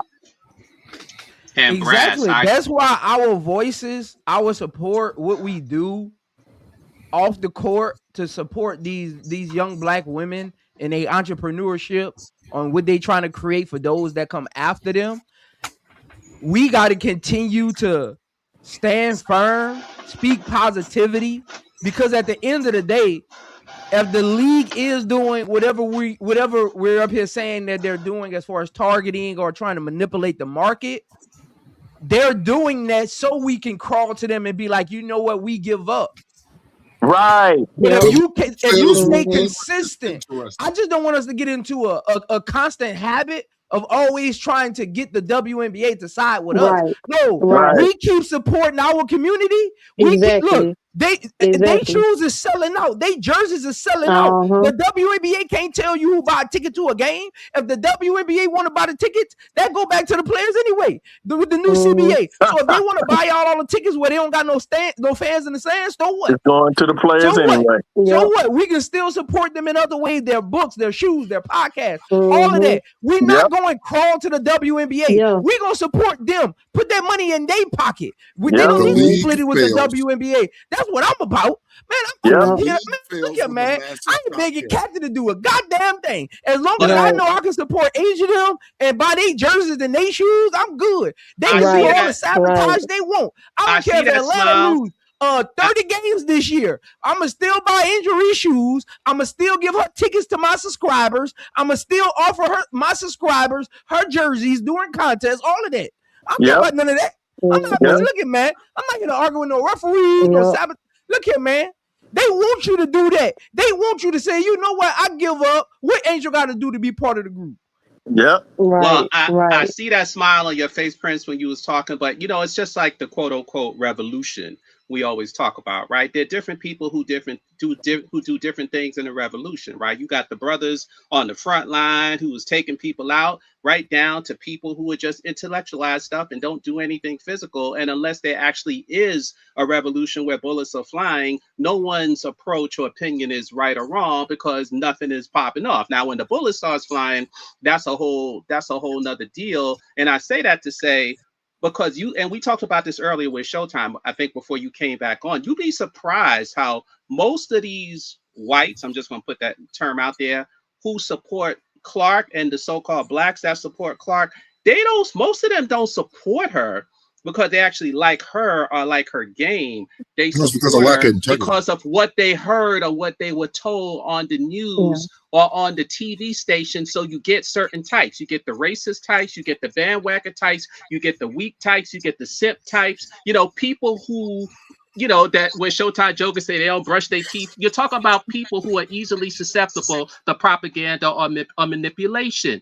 Those are the people that actually root for her or like her. That's why anytime any of us engage in a conversation for them, we quickly find out they know nothing about women's basketball. They know nothing even about Clark's career, and they don't know a damn thing about Angel Reese. These are just people who are bandwagoners or people with no life who are trying to live their life, whether it be racism, their loneliness, trying to feel good about stuff through Clark. And the league knows that, which is why they have to send out this constant propaganda. You remember that thing they said in the congressional letter? They said the most popular, the most this in the letter. Well, guess what, guys? If you were truly the most popular or well-known player, you wouldn't have to put that in the damn congressional letter, and you wouldn't have to remind us that every single day. That's the mind manipulation and propaganda they use. The same tactics they use in politics, they also use in consumer, and that's what they do to us with the constant Clark propaganda. So I agree with Prince. Nobody on this panel falls for it because we're here. We already know that.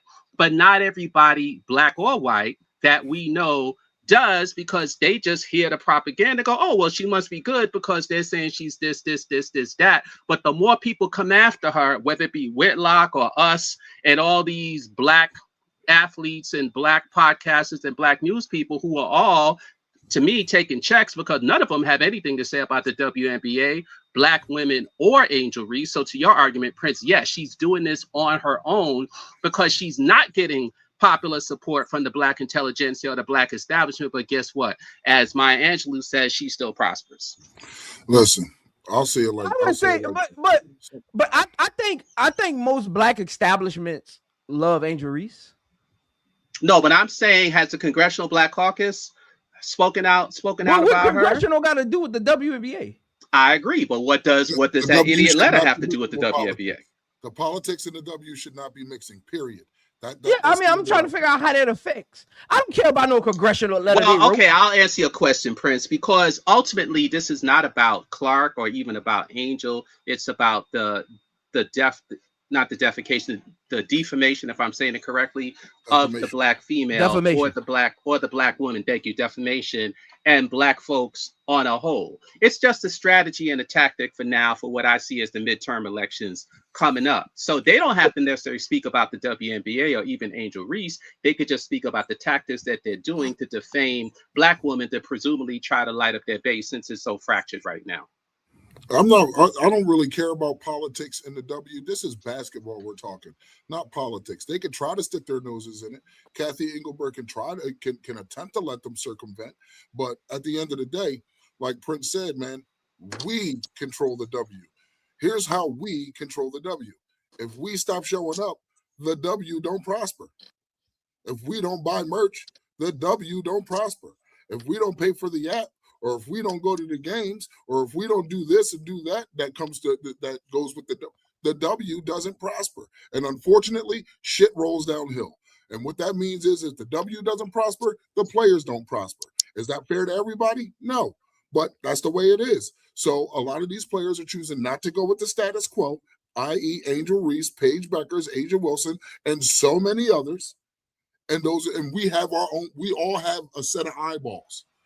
Okay, some people rather just use their ears and close their eyes. Me personally, I like to shut my mouth, open my ears, and open my eyes so I know and hear exactly what I'm seeing and hearing. Okay, I know Angel Reese is a beast. I know Ajawilson is the face of the WNBA. I know paigebueckers and Olivia Miles are literally the future, and I also know Clark ain't gonna last long in this league. Okay, I also know that. That's what we're talking about. I'm not worried about their money because their money is due to our engagement. Our engagement gets them their money. Now, their endorsements outside of that, that's them. That's them marketing themselves. And whatever Caitlin Clark gets, that's from the W. So if we choose to say fuck the W, guess what? Caitlin Clark doesn't flourish. She doesn't prosper.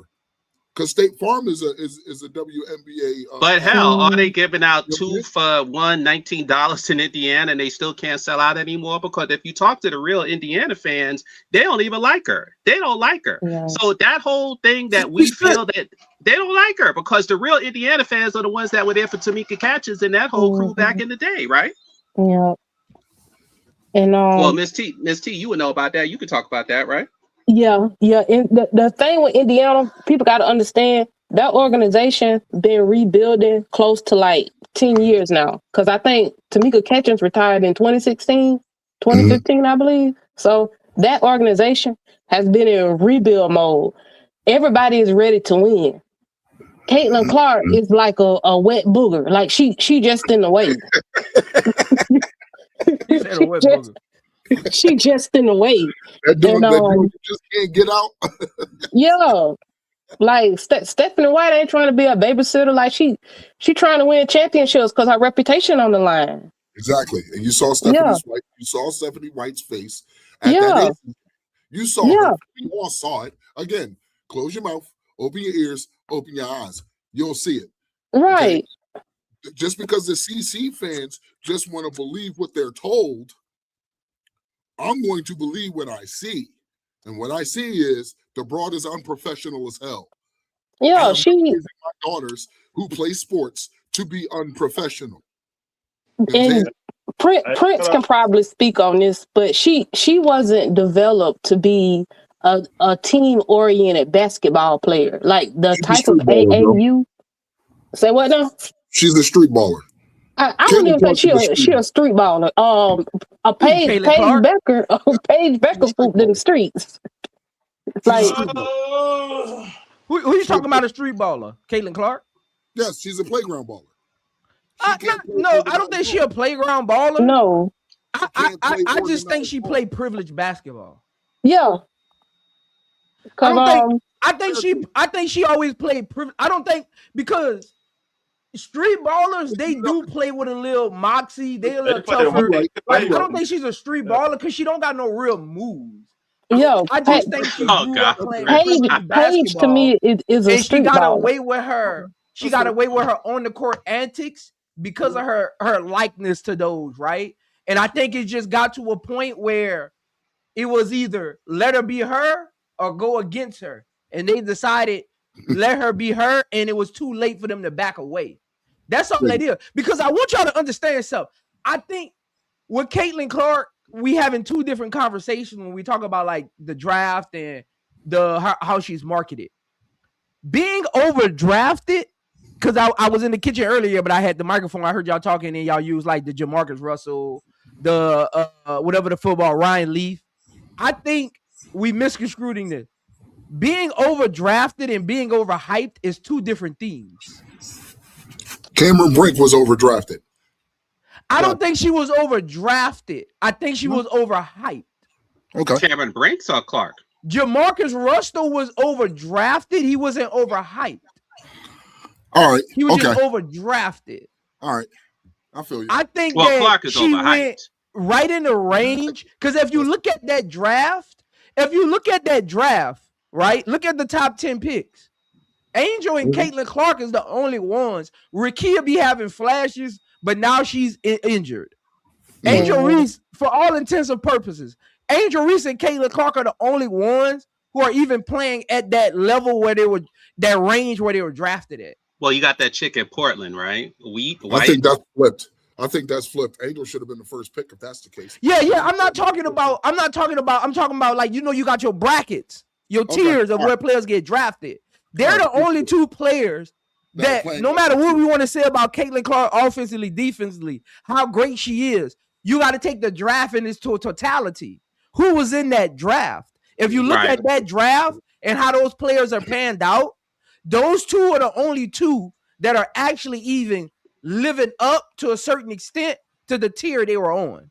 So the rest of them, the Aaliyah Edwards, the Cam Brinks, they're bottom first, top of the second picks. according to what they've produced on the court.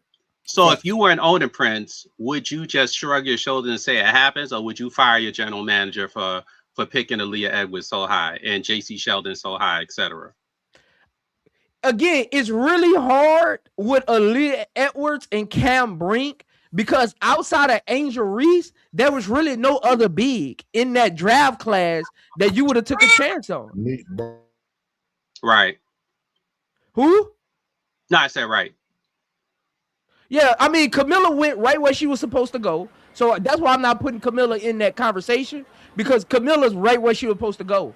I'm just talking about like everybody else. There was really no other big that you would pick over Cam Brink and Aaliyah Edwards, because they both had the potential to be kind of like future bigs. They just haven't panned out. One can't stay healthy, and the other still hasn't developed. Aaliyah Edwards is literally Sarah Williams of this draft. Yeah. Sarah Williams was drafted where she was supposed to be drafted, and Aaliyah Edwards, because of where everything landed with that draft class in 2024, there was no other option outside of Angel. Angel is the only one who got misdrafted in that draft class. Yep. Prince. I think this is the confusion with that draft class. If Angel would have went where she was supposed to go, I don't think we would have any problem with the rest of the draft picks. Looking at how they've panned out so far. I agree. It was just that Angel was underdrafted, that now we look at the rest of the draft class and say it's out of order. In my opinion, it should have been Angel, Caitlinclark, Camilla, and you go Rakia, Cam Brink. That's your top 5, and then you get Rakia 7 through 10. She's more developmental. Everybody else in that draft class is flamed out. Why do you feel, Prince, that Aaliyah Edwards is one of the few unrivaled players who can't translate what she did in Unrivaled to the WNBA? Because she still has to develop how to play in a system and be impactful. Now, Aaliyah Edwards, that's why she have moments. Today, she had a good game today. I think she had like 20 points or something like that. Okay. Like 23 points, 9 rebounds. So she got moments. Aaliyah Edwards' problem is she hasn't developed consistency. And you need to be able to make her feel confident on the court. If you just, you know how like Angel, alishagray, and Rhynehoward and all of them, they can just go out there and play basketball, and by the fourth quarter, Angel will catch up. Aaliyah Edwards is not that type of player. Like Angel can have 7 points and 5 rebounds at halftime. She'll catch up because she's talented enough to affect the game in multiple ways, where she'll end the game with 24 points, 15 rebounds, 2 blocks, 3 steals, 4 assists, because she can catch up. Aaliyah Edwards has a good chance to develop. She just doesn't create enough impact consistently if you're not really catering things to her. That's her problem. So, Prince, do you think she's on the right? She's with the right team right now to develop? I think she is, because I think BG is the perfect person for her to work with. Because BG played with a ball dominant player in Taurasi that can show her how to work with teams where the offense isn't really catered to her. BG always fit around the guards because she was just that talented, and she was one of the biggest on the court. I think Aaliyah Edwards can really learn a lot from BG's play style and just her mindset. Their play styles are different. Aaliyah Edwards is more of a stretch than a back to the basket, but the mentality that BG had to have on those Mercury teams, Aaliyah Edwards can learn a lot from that, because if you watch BG on those teams, a lot of her points came from rim running. It wasn't a lot of back to the basket, slow the game down.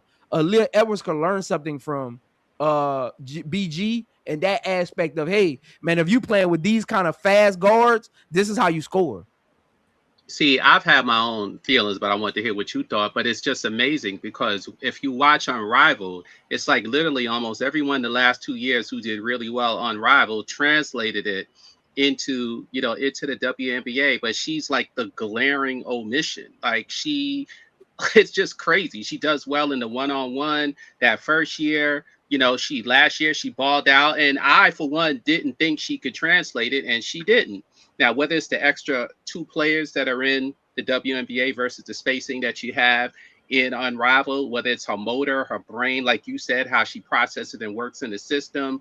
But it's just a damn shame because she's going on her 4th year, and she's still essentially, unless I'm wrong, she's still essentially the same player today going into her 4th year. Well, we're still in the middle of 3rd year. She's still the same player today in the middle of her 3rd year that she was in her 1st year, and that's crazy to me.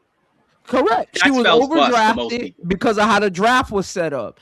Let me ask y'all a real question. If Aaliyah Edwards was drafted at 10, would we be having this conversation? She'd still be a bust at 10, though, right, Prince? No, I don't think she would be a bust at 10, according to like what her production has looked like so far. Yeah, I don't think she would have been a bust at 10 because who was number 9? Who was number 9, MSL? I don't remember. But, exactly. Yeah, right. Exactly. You know what I'm saying? Again, Angel being pushed to the number 7 pick, it messed up how we viewed the draft. If Angel would have been slotted where she actually should have been before all of this politicking got involved, it would have made everything else make more sense. Mystics needed a big. There wasn't another big outside of Angel Reese that you would have took over Aaliyah Edwards in that draft. Camilla and Cam Brink was already going. Right. You get what I'm saying? Like, there wasn't no other big you would have took. Because is any of those other bigs still in the league? I don't think so. Yeah, right. If they are, you see what I'm saying? So you got to look at it from that standpoint as well. Everything ain't always like so black and white. Some things you just got to sit back and let it make sense. There was, even when it comes to like the guards, Rakia was already going. Caitlinclark was already going. Who's the other guards that was in that draft? But didn't Washington trade J.C. Sheldon for a 2nd-round pick to Connecticut, and then dumbass Jeff P. traded for J.C. Sheldon for another one? But Jeff P. just a bad GM. Right. But in regards to drafting her in that spot, like, there really wasn't any other guard that you could say, yeah. She was number 5, if I remember correctly, J.C. Sheldon. Yeah, she went number 5. Again, man, that's what it all boils down to. It's just the way that the GMs looked at the draft and how the top of the draft was set up. That was really a weak draft. Yeah. Again, Angel and Caitlinclark popularity made that draft bigger than it actually was. Yeah. That draft wasn't about talent. That draft was about popularity. Yeah. Yeah. Because the only other guard of note who's notable who came out of that draft, and she didn't start playing until this year's on Layla Khan. Exactly. And we'll see what she becomes. And White with Portland. We'll see what they become. I mean, but they're just pieces.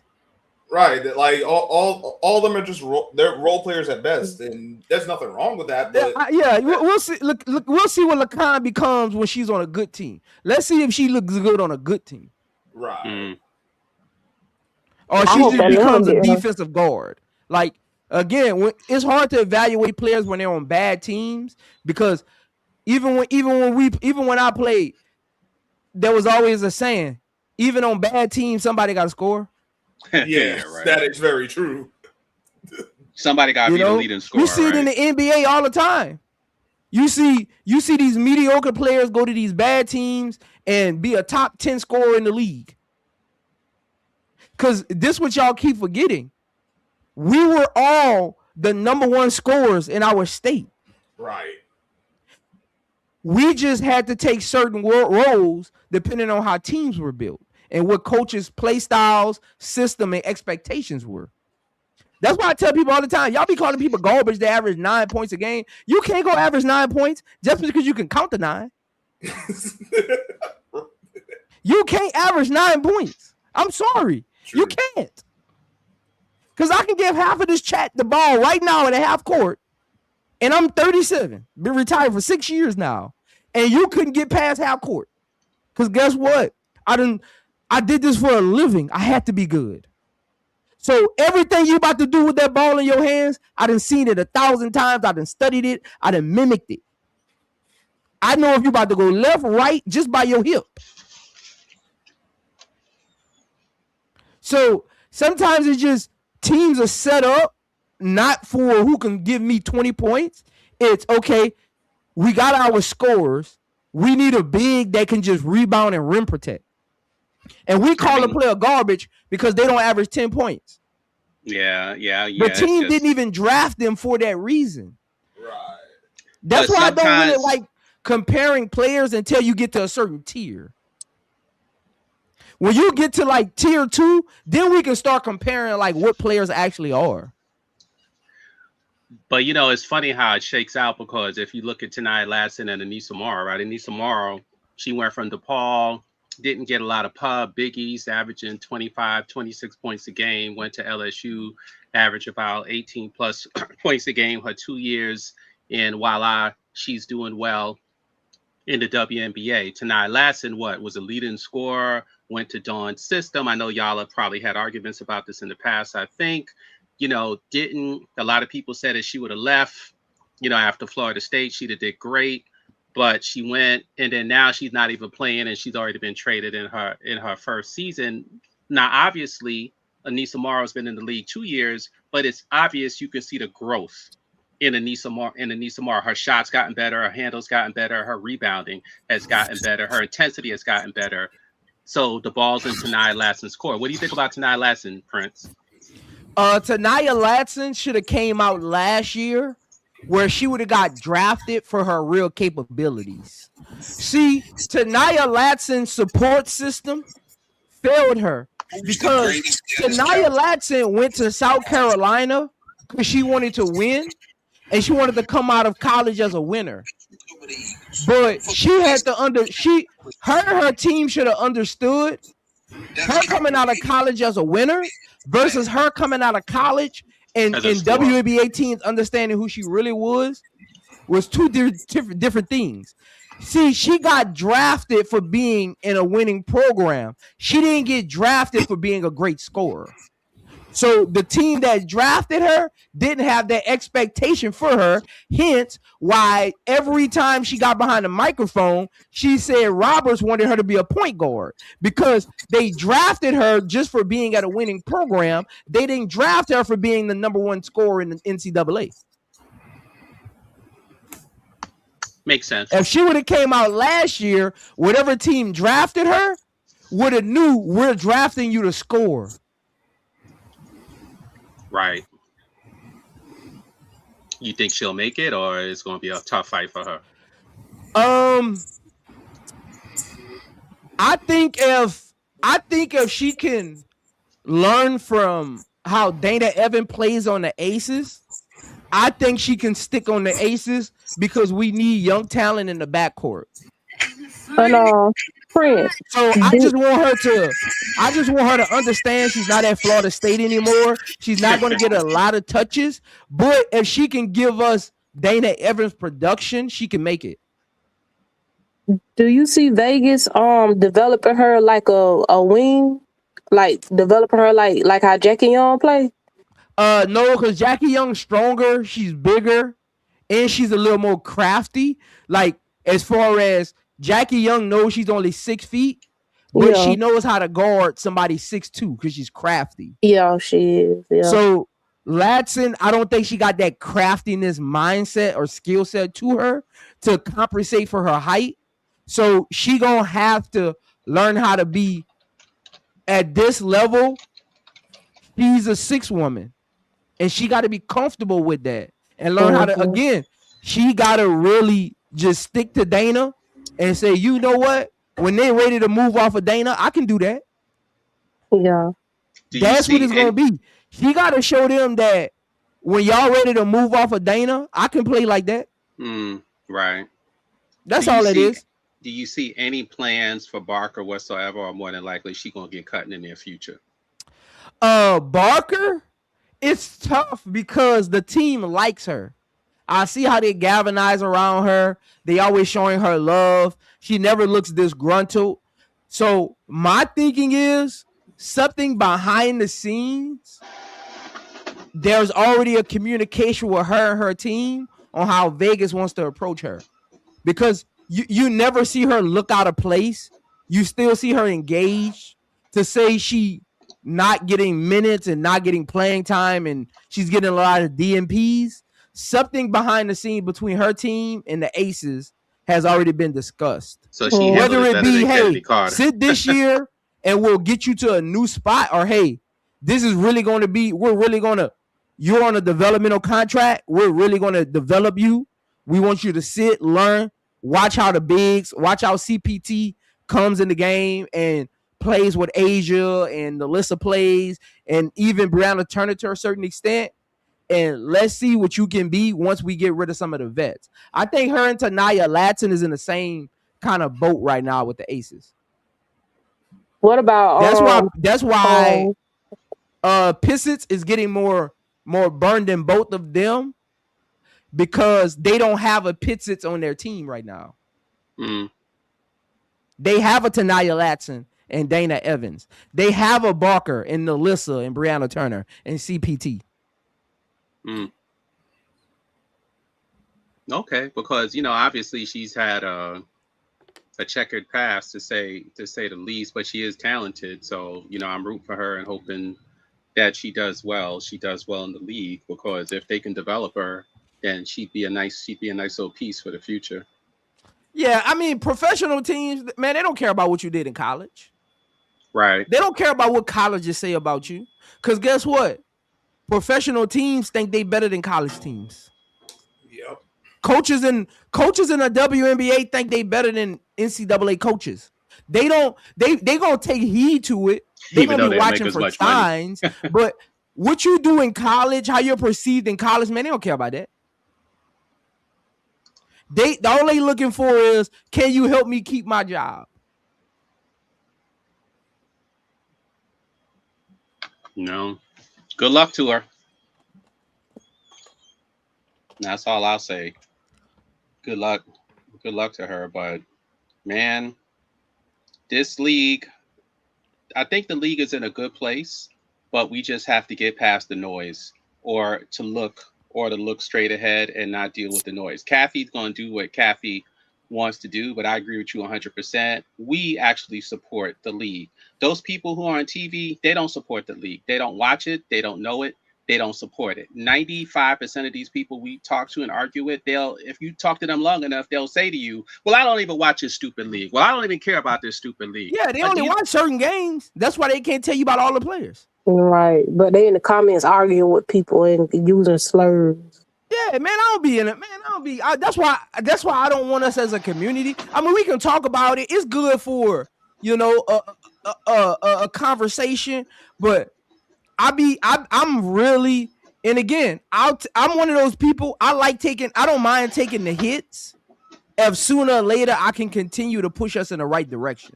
I don't mind people in the comments saying, nah, but Prince, this or that. Again, I don't be caring about none of that. I'm all about pushing the narrative in a positive direction that supports the players that are playing on the court. And how we do that, look at the numbers.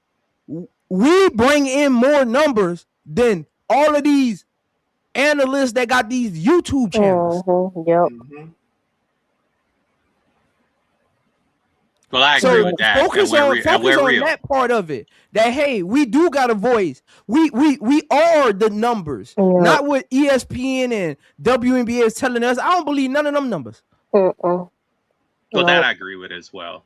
Because I was there was a podcaster who was on recently, and he was saying that he spoke to his family, and he was Black, and he had some Black folks in his family. And make a long story short, they loved Caitlinclark. But when he actually spoke to them, they admitted that they don't watch her. They said, oh, I just watched the highlights. And he just assumed that she was that good because they play our highlights. And that's essentially what we're fighting against, because the average casual is lazy, right? They're not looking, they're not checking it out, they're just lazy. But then you have people who will believe what they hear because of the propaganda. So when we come now, because remember, with Angel, they essentially tried to paint her as a villain, as a bad person. And we know Angel's rich.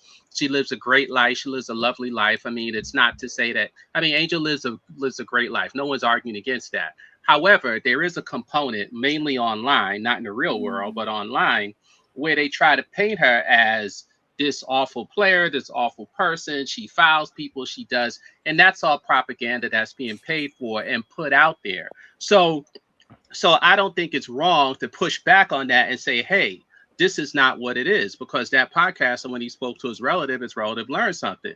He said, did you know Vegas beat a team by 40-something points the day before they lost to Indiana? Like this person thought Indiana was so good that they just waxed Las Vegas like that, et cetera, et cetera. So there's an each one teach one component to it as well. Yeah. And I think that's what's gonna happen. I think the players union is collecting a lot of the grievances from players and coaches of the constant racial fan harassment, and they could use that. The players union could use that and threaten the class action lawsuit, or use it for more leverage in the CBA going into 2030 or 2032 when the current CBA ends. They should have did that with the last CBA coming up, but that's another story. Yeah. I mean, look, with the CBA they just did, it's remember this is just a stepping stone. This was their first real opportunity to push forward. So they did what they're supposed to do. Do we wish they got more? Of course, but I don't think they did a bad job of this. Now the next one, see even more than what they did this time. Yeah, because I think the next CBA is more money on the table, ain't it? Yep. Yeah, so I think what they're going to do is collect a lot of these grievances, or a lot of these documents of online racial harassment, harassment in the stands. They're going to use a lot of that documented paperwork, and they're going to sit before the board of governors, and they're going to say, look, you could either give us what we want, or we'll go into a class action lawsuit. Yeah, that's another story for another day, because I mean, the reality is that these women were being treated like they were on a plantation the last 7 years or so, and that's not cool. And that's why you got Trump, like, he's speaking out, and then you're seeing Kamala and the Democrats. I mean, neither of these political parties really care about the workers. They just care about, getting votes. So, I don't want that to divide the players' collective power, because that's really what the two-party system does. It divides the collective unity. Yep. I agree with that, but to the women's credit, they seem to care mostly about themselves, which they try not to step into politics or get into politics. And we can argue that there were a few things that they didn't hold on to or make a bigger issue and so forth like that, but you rarely hear anything negative with the women. They really seem to collectively, if they don't like each other, they understand why they're there and what their opportunity is. And if they wanted to, they could have held out longer if they were willing. And I think they could have got more, because if you look at most sports leagues, they, generally speaking, the gross revenue is shared between 47% and 53% with the players. Even in the 70s, when the NBA they didn't have a collective bargaining agreement, analysts went back and looked at it, and they realized that the players were still being paid about 50%. This current CBA, I know Scrub mentioned it, pays them at about 20%. which is still minuscule compared to 40% or 37%. And I think they could have held out longer for that. But the problem is, as leaders, you can't just think about yourselves, the rich ones. You got to think about everybody else. So if the people who don't make that kind of money needed to go play, then it goes back to what Scrub said. You do it for now, and then you push forward for the next time. And as we all know, within these CBAs, the money escalates throughout the year. So it's not like it's standing still, and it grows with the revenue stream. Yeah, and see that with the revenue share, the board of governors, they want that money back. Oh, hell yeah. they want that money back. So they're going to create a lot of these propaganda narratives to turn the players against each other. That's why I believe, the reason why Swing Cash, like she was on the Amazon Prime show, and she said, we got to stick together. The players got to stick together, because the board knows that the players have much larger money on the table going into 2030 and 2032. Say what now? You got more resolve because you got more money. Yeah. And they know they can't go backwards with the revenue sharing. They got to continue going up. So they're trying to get that up as minuscule as possible. How you gonna do that? Throw this propaganda out to try to get players go against. Yeah. Because one of the things that I would have did, and it's just me, because I don't want to, start an argument with those who say, well, it wasn't going to happen because they would have had to stay out longer. But if I was NECA and Fee and all them, I would have said, Kathy got to go.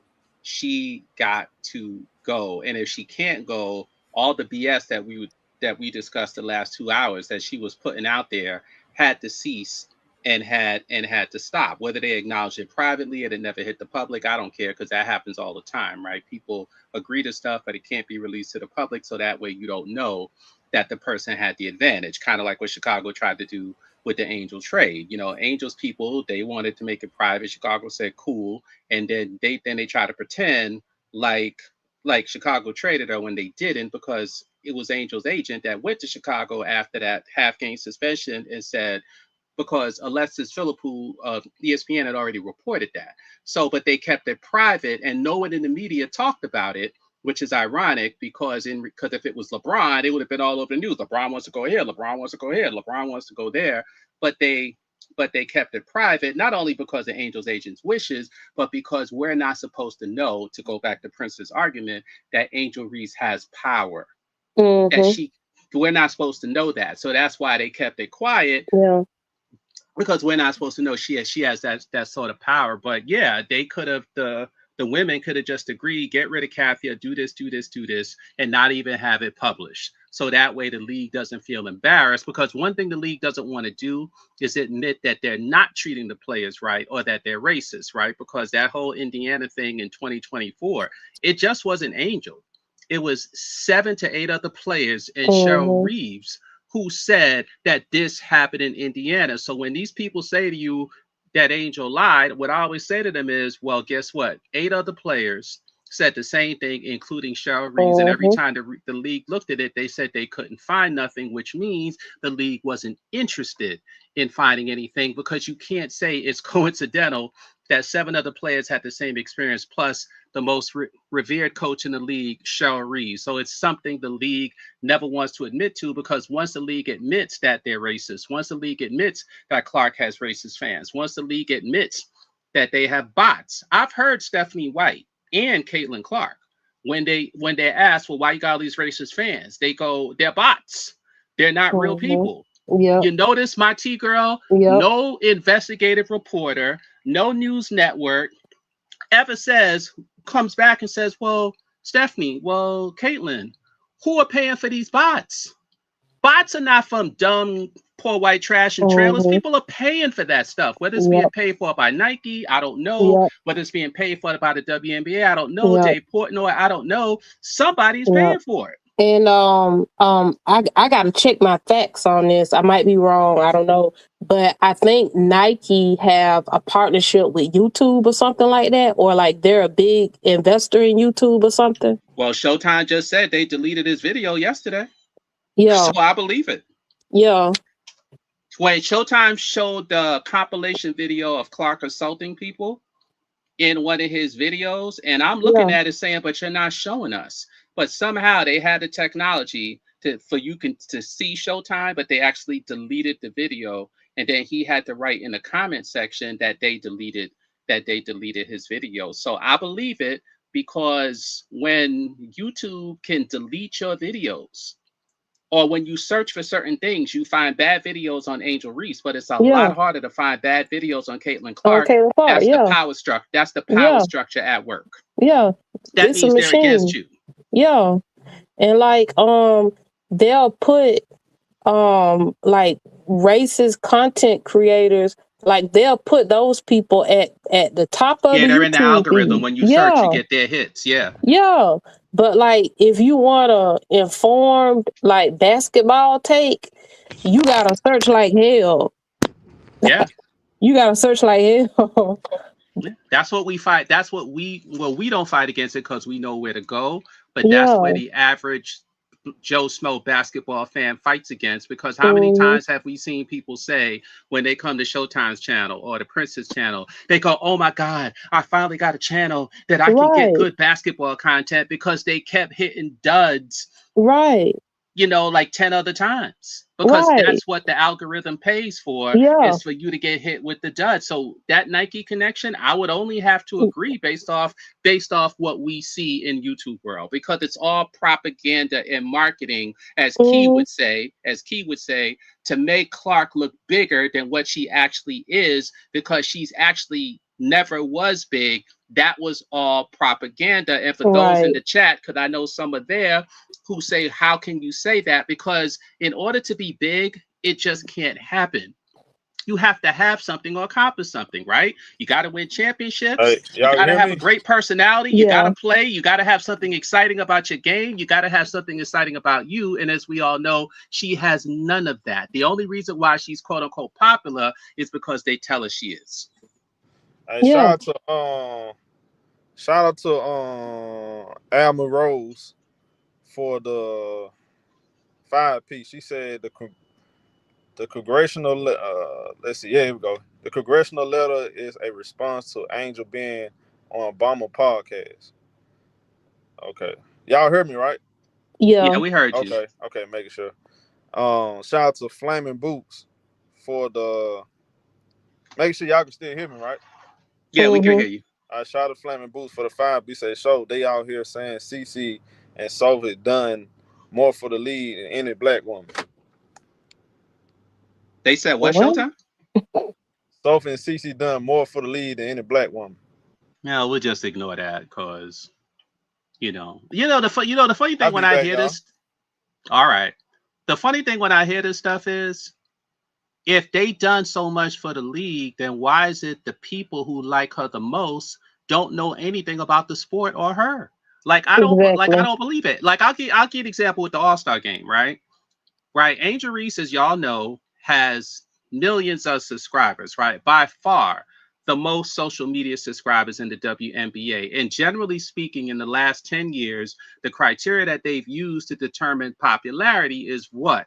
The amount of Twitter people you have, IG people you have, YouTube, whatever, your social media, etc. But all of a sudden, so what Kathy does is make us forget all that, right? In 2024, she gave us all this propaganda, say Caitlin Clark, the best ever, whatever, the greatest, come watch her, put all her games on TV. So, and then anything that's under her control, right? She'll say, like the All-Star game, oh, she's the top voter, this, that. Then we had a slip in the crack, right? The FIBA vote earlier this year, right? Or was it last year, the FIBA vote? They had a vote, and Angel had 4 million votes, Paige had 2 million votes, and Clark had 1 million votes. And you know what they did, my T-girl, of course. Yeah. Not only did they shut down the website and stop the vote, they made it so you can't go back, you can't look at it, you can't screenshot it, you can't reference it. They totally got rid of the website, which lets you know, because it's a crack, which lets you know that they can't ever have Caitlin Clark, if it's something under their control, come out second or come out third to another player. But let's go to Leo. Now let's go to Leah Boston. She got a podcast with Candace, right? If you look at their podcast, They got about 36,000 subscribers, and they do it during the season. And they range from like 5,000 to 35,000 views on their podcast. Angel Reese has a podcast on the off season, not even during the season. She's got, if I remember correctly, about 166,000 subscribers. And her show, bare minimum, gets like 35,000 views. But generally, she'll get between 100,000 and 200,000 views. And some of them go up to hundreds of thousands or 1 million. But somehow, they want us to believe that Aaliyah Boston had the #1 votes in the All-Star game, though on the same platform that presumably Indiana fans go to. Angel's off-season podcast on the same platform totally demolishes and annihilates Aaliyah Boston's podcast with a Hall of Famer, Candace Parker. And this is the stuff they pass off on us that Prince was talking about that we got to pay attention to, because they pass stuff off like this and they think we stupid. They think we dumb, or like they want us to believe that Jess Shepard, a career reserve, all of a sudden has more votes than Angel Reese, though she's never been a starter in her career. It goes back to that corporate sabotage I was saying earlier. And with 100%. It's all about Nike and Adidas. Like they have to have their players on the floor on the All-Star so they could get that promotion.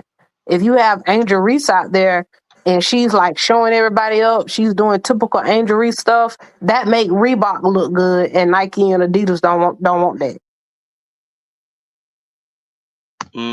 Just responded to someone in the chat. You can go ahead, Monty. Yeah, but with Candace Parker and that podcast with Aaliyah Boston, that's Adidas.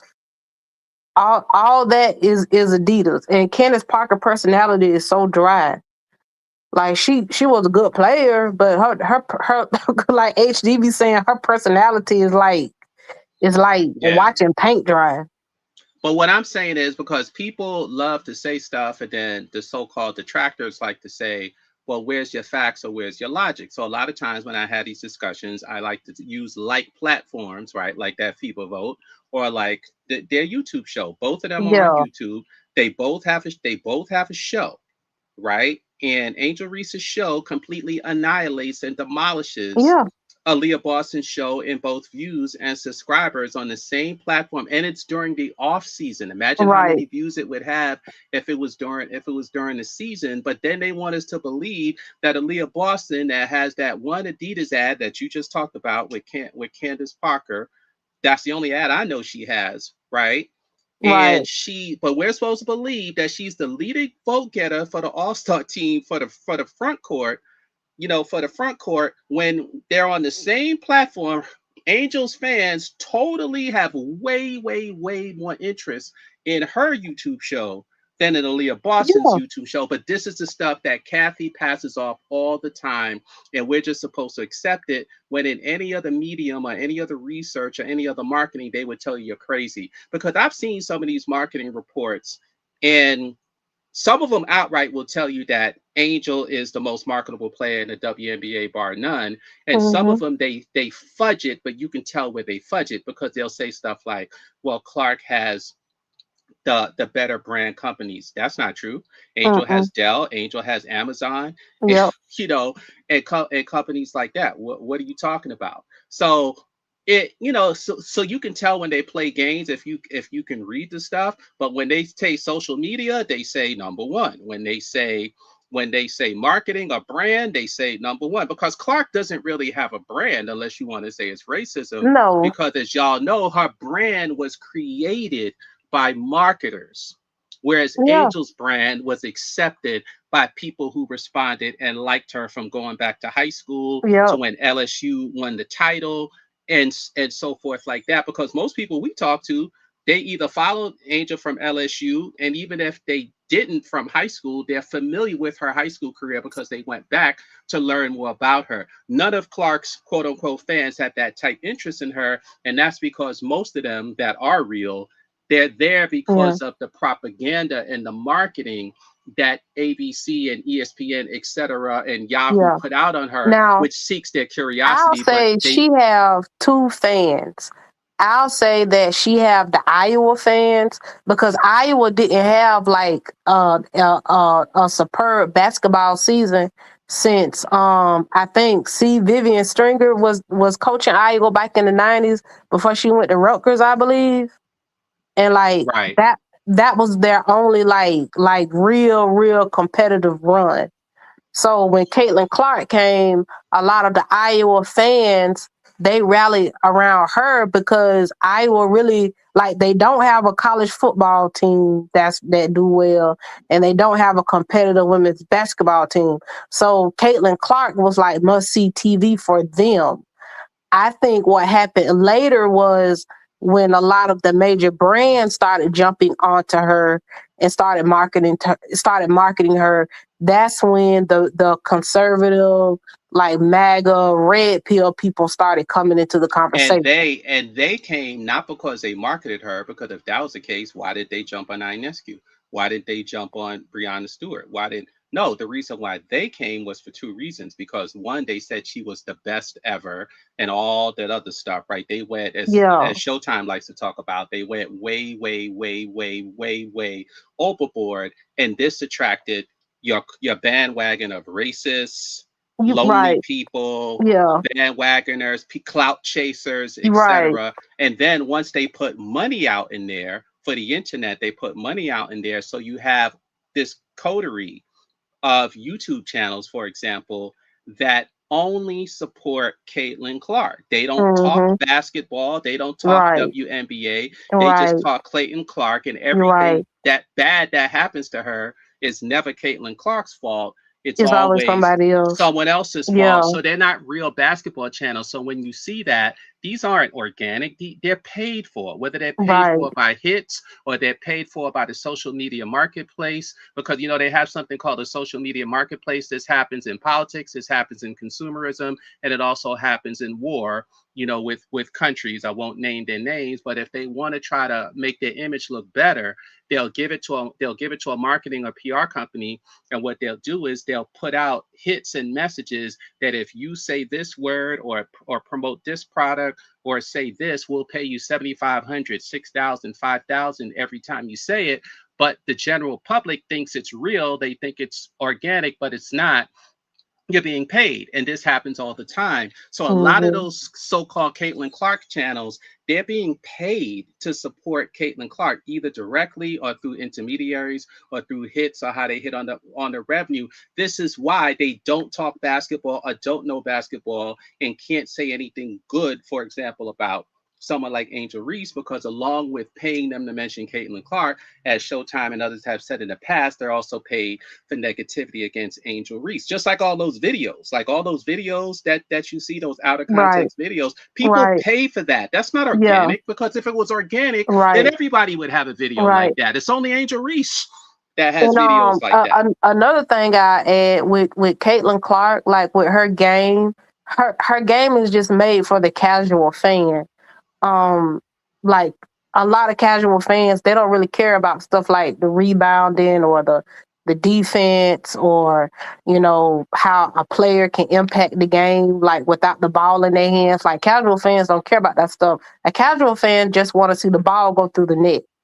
And it was easy to really sell Caitlin Clark to a mass audience, because she played the game like typical kids on the internet, like doing all the threes and stuff. But that's until you actually watch her game, because that's a popular notion. And I've always said this about a lot of athletes, and for those in the chat and in the audience, I think we've all had this experience over the years, as I'm sure you've had, Showtime and Prince, where there are certain players, when you watch them, you get to watch them every day, you actually go, wow, this player is really, really good, or way better than I thought. And then there are other players, when you watch them every day on a regular basis, you go, as to sound like Prince, this player is trash. This player is trash. And Caitlin Clark and Angel is that thing. If you watch Caitlin Clark every day, you realize, oh, she gets a lot of those points in garbage time. Oh, she's a front runner. Oh, you know, oh, she chucks up shots when she shouldn't. She can't really read a defense in the half court. But then when you watch Angel, you go, oh wow, She's a better passer than I thought. She has a higher IQ than I thought. She's a Mm-hmm. better motivator than I thought. Oh, she can handle the ball and go behind her back and make spin moves and crossovers. I didn't know that. I thought she was just someone that stayed in front of the basket and tried to plow through you. And you go, oh, I didn't realize that she makes key plays in the fourth quarter or when her team needs her the most. I mean, ever since she's been in the WNBA, she's been the top 3 highest fourth quarter scorers in the WNBA. Mm-hmm. Last year, she was the top ISO forward. No, it was her and AT. They were the only 2 forwards that were the top ISO players, meaning, so when people say, oh, she has no offense, that's a lie, because you can't be a top ISO player in the league if you don't know how to create your own shot. And it was only her and AT that were the 2 forwards. The rest of them were all guards, which makes sense because guards have crazy handles. So you notice this when you watch her and other players' games where you go, whoa, I really like her. But Caitlin-Clark, when you watch her, and this goes back to Showtime's favorite line, well, they made the mistake of putting all her games on TV. So if people are gonna watch all her games, then as Showtime says, then you'll realize her game, as y'all like to say, is trash. Right. And I'm not saying that to be mean. I'm saying it in the context of, you can't say someone is the best ever, but then there's 8 holes in their game or things that they need to improve on mentally, physically, and basketball wise. And then at the same time, tell us this is the best ever. The 2 don't jive. Right. And then I feel like if you're a Caitlin-Clark fan, you should just watch Olivia Miles, because Olivia Miles is just a much better open court point guard than Caitlin-Clark. Agreed. And when you talk about a game being entertaining, let's deal with the elephant in the room. 2 weeks ago, when that whole thing happened with AT, one of the speculation was the only reason why they gave AT the suspension was because they didn't want to talk about CC being benched after the turnover and the lack of follow-up on defense on DeWanna Bonner. That happened at approximately, I think, 3:15 in the third quarter. So Stephanie White pulled her out the game.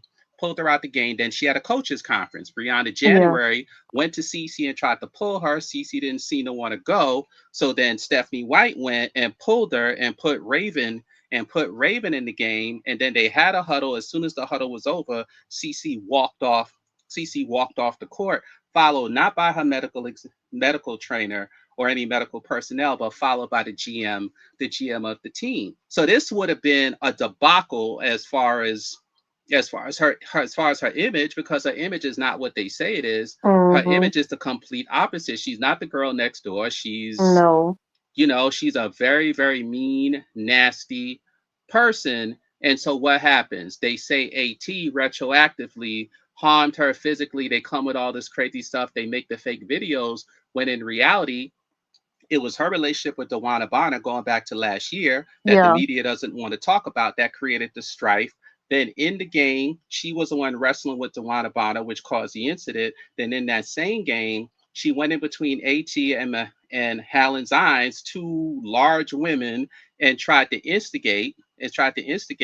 Then after she got a tech for that, she went to the audience and tried to instigate them. And then in the same game, she went on the bench and tried to instigate again. And then later, when she had the press conference, she didn't apologize for what she did. So here you have a person that in one game created like 6 little mini incidents that didn't help the situation. But then the headlines after are, oh, she's a victim because people are picking on her, when it's the complete opposite. She was not only the instigator, she was also the person that tried to basically start a riot in the arena, and that's why she got the tech. Not when she was clapping on the bench. I think she got the tech when she was trying to incite Hines Allen and AT. Yeah, and all of that, just a whole bunch of front running. Yeah, I mean, but here's the thing, right? We talked about this earlier with Prince. I don't know if Prince is still on, but the thing is that you're telling us that violence is being perpetrated against her, but it's projection, right? It's kind of like when George Bush, W, not HW, remember when he ran against Kerry and John Kerry was a war hero, right? So they was like, and in W. Bush Du Bois, he was a chicken hawk, right? So they did this whole thing. He stayed in America in the Texas National Guard. So they paid off these guys that was with John Kerry, and they call it the Swift Boat. It's become like an adjective now. They swift boated John Kerry, and the media was in on it. They paid off whoever they needed to pay off in the media, and then next thing you know, they ran all this stuff nonstop saying John Kerry really wasn't a war hero, that he was a coward, he was a this, he was a war dodger and all of that. Right. And so it's called take your greatest weakness and use it against your opponent. And that's what they do with Angel. So everything that is actually an issue with Clark, they put it off on Angel. So for example, when Clark was a rookie, right, she had a poor shooting percentage, right? So then all of a sudden, the refs, as Brass Tack said earlier, when it looked like Angel was going to win the Rookie of the Year, all of a sudden, the refs just started calling her crazy in that rookie season. And next thing you know, her shooting percentage dropped to what, 38 or 39. Well, meanwhile, Clark's had hovered between 39 and 41 that year. I think it ended at 41 or 40 in that rookie year. So then all of a sudden she had turnovers. So we start talking about Clark turnovers. So the next thing you know, this year, all of a sudden she's being called for 3 seconds and offensive fouls and all these crazy things that add to her turnover total. So now you're getting arguments in these chats for people saying about Angel having turnovers, just like how they'll say Angel. So just like you see all these videos, like anytime there's a foul, WBB channel and these channels come up and say she elbowed this person and did. As far as I know, this is all stuff that happens in the game. If you're going to show someone being elbowed or something like that, it has to be really, really bad. Kind of like when Boston did that to Kai Copper. Like that was a really bad elbow. And ironically,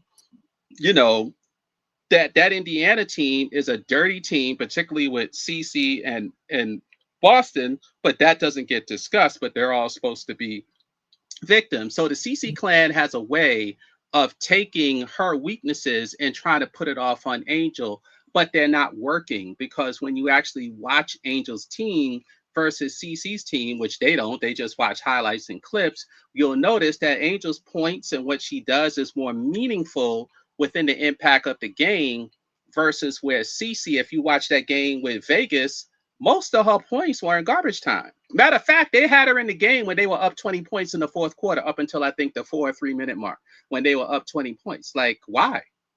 Yeah. Why? And then they still mad because they think now her average is going to be driven down if Stephanie White does what she says she's going to do, because if she's playing 25 minutes a game, then I guess she's going to score between 8 and 15 points a game instead of the 20 that she's been chucking up, since the year. And this was a follow-up to her 16 points at 38% field goal percentage last year. So it'll be interesting to see if she'll fall back to that 38% field goal percentage of last year, or will she hover around it? But in my opinion, they're using her the way she should be used at this stage of her career, which is what they tried to say about Angel. Remember, they tried to say when she came to Atlanta, they tried to get ahead of it and say, know your role, you're a rebounder. That's all you are. Know your role, you're a rebounder. And all of us like, what the hell you talk about? Have you ever watched Reese play? What the hell you mean? She's a rebounder, right? But guess what, guys? Right now, Steph White is saying, know your role, know your role. I want you to be a point guard. And if you can't be a point guard, I'm going to sit you or bench you. So it's funny how it always reverse unos and comes back on her or on them who try to perpetrate that when they try to pin that donkey on Angel Reese. It never works. Right. Well, I gotta leave, y'all. I'll catch up with y'all later. Well, I don't know if Prince or Showtime is there, but they can come back. Because they probably saw us talking. They said, let me go cook on my barbecue. Let me go shopping. Let me go come back. Let me go do this. Let me go do that. Yeah. I'm in Florida, so we're close to hurricane season. So I gotta keep an eye on the weather and everything. This is hilarious. I guess he left us on so we could talk, right? All right. You take care, MSL. You too. Good to hear you, my T. By the way, I listen to y'all all the time at night. It's just sometimes I can't come on, so I listen. But I listen to y'all all the time on HD show. I be on Threads too. You can find me on Threads. Okay. Yeah, at T Girl on Sports.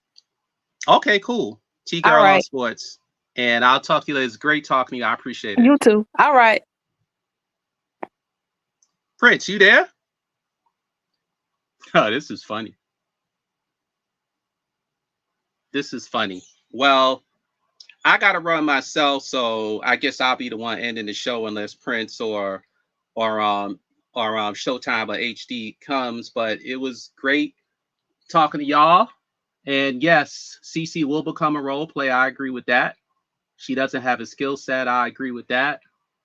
And all the other stuff. But I'm gonna run. So Prince, I appreciate it. Showtime, I appreciate it. HD, if you're out there, I appreciate it. AJ, I appreciate it. Brass and everybody that was on the panel, I appreciate it. They'll do this again, I'm sure. And talk to y'all later. Hope all's good. If Prince comes back, great. But so I'll go off for now. If he comes back and he wants to still talk, I'll come on. But for now, we'll give everybody a break so they can go on with their day as well. Thank you, y'all.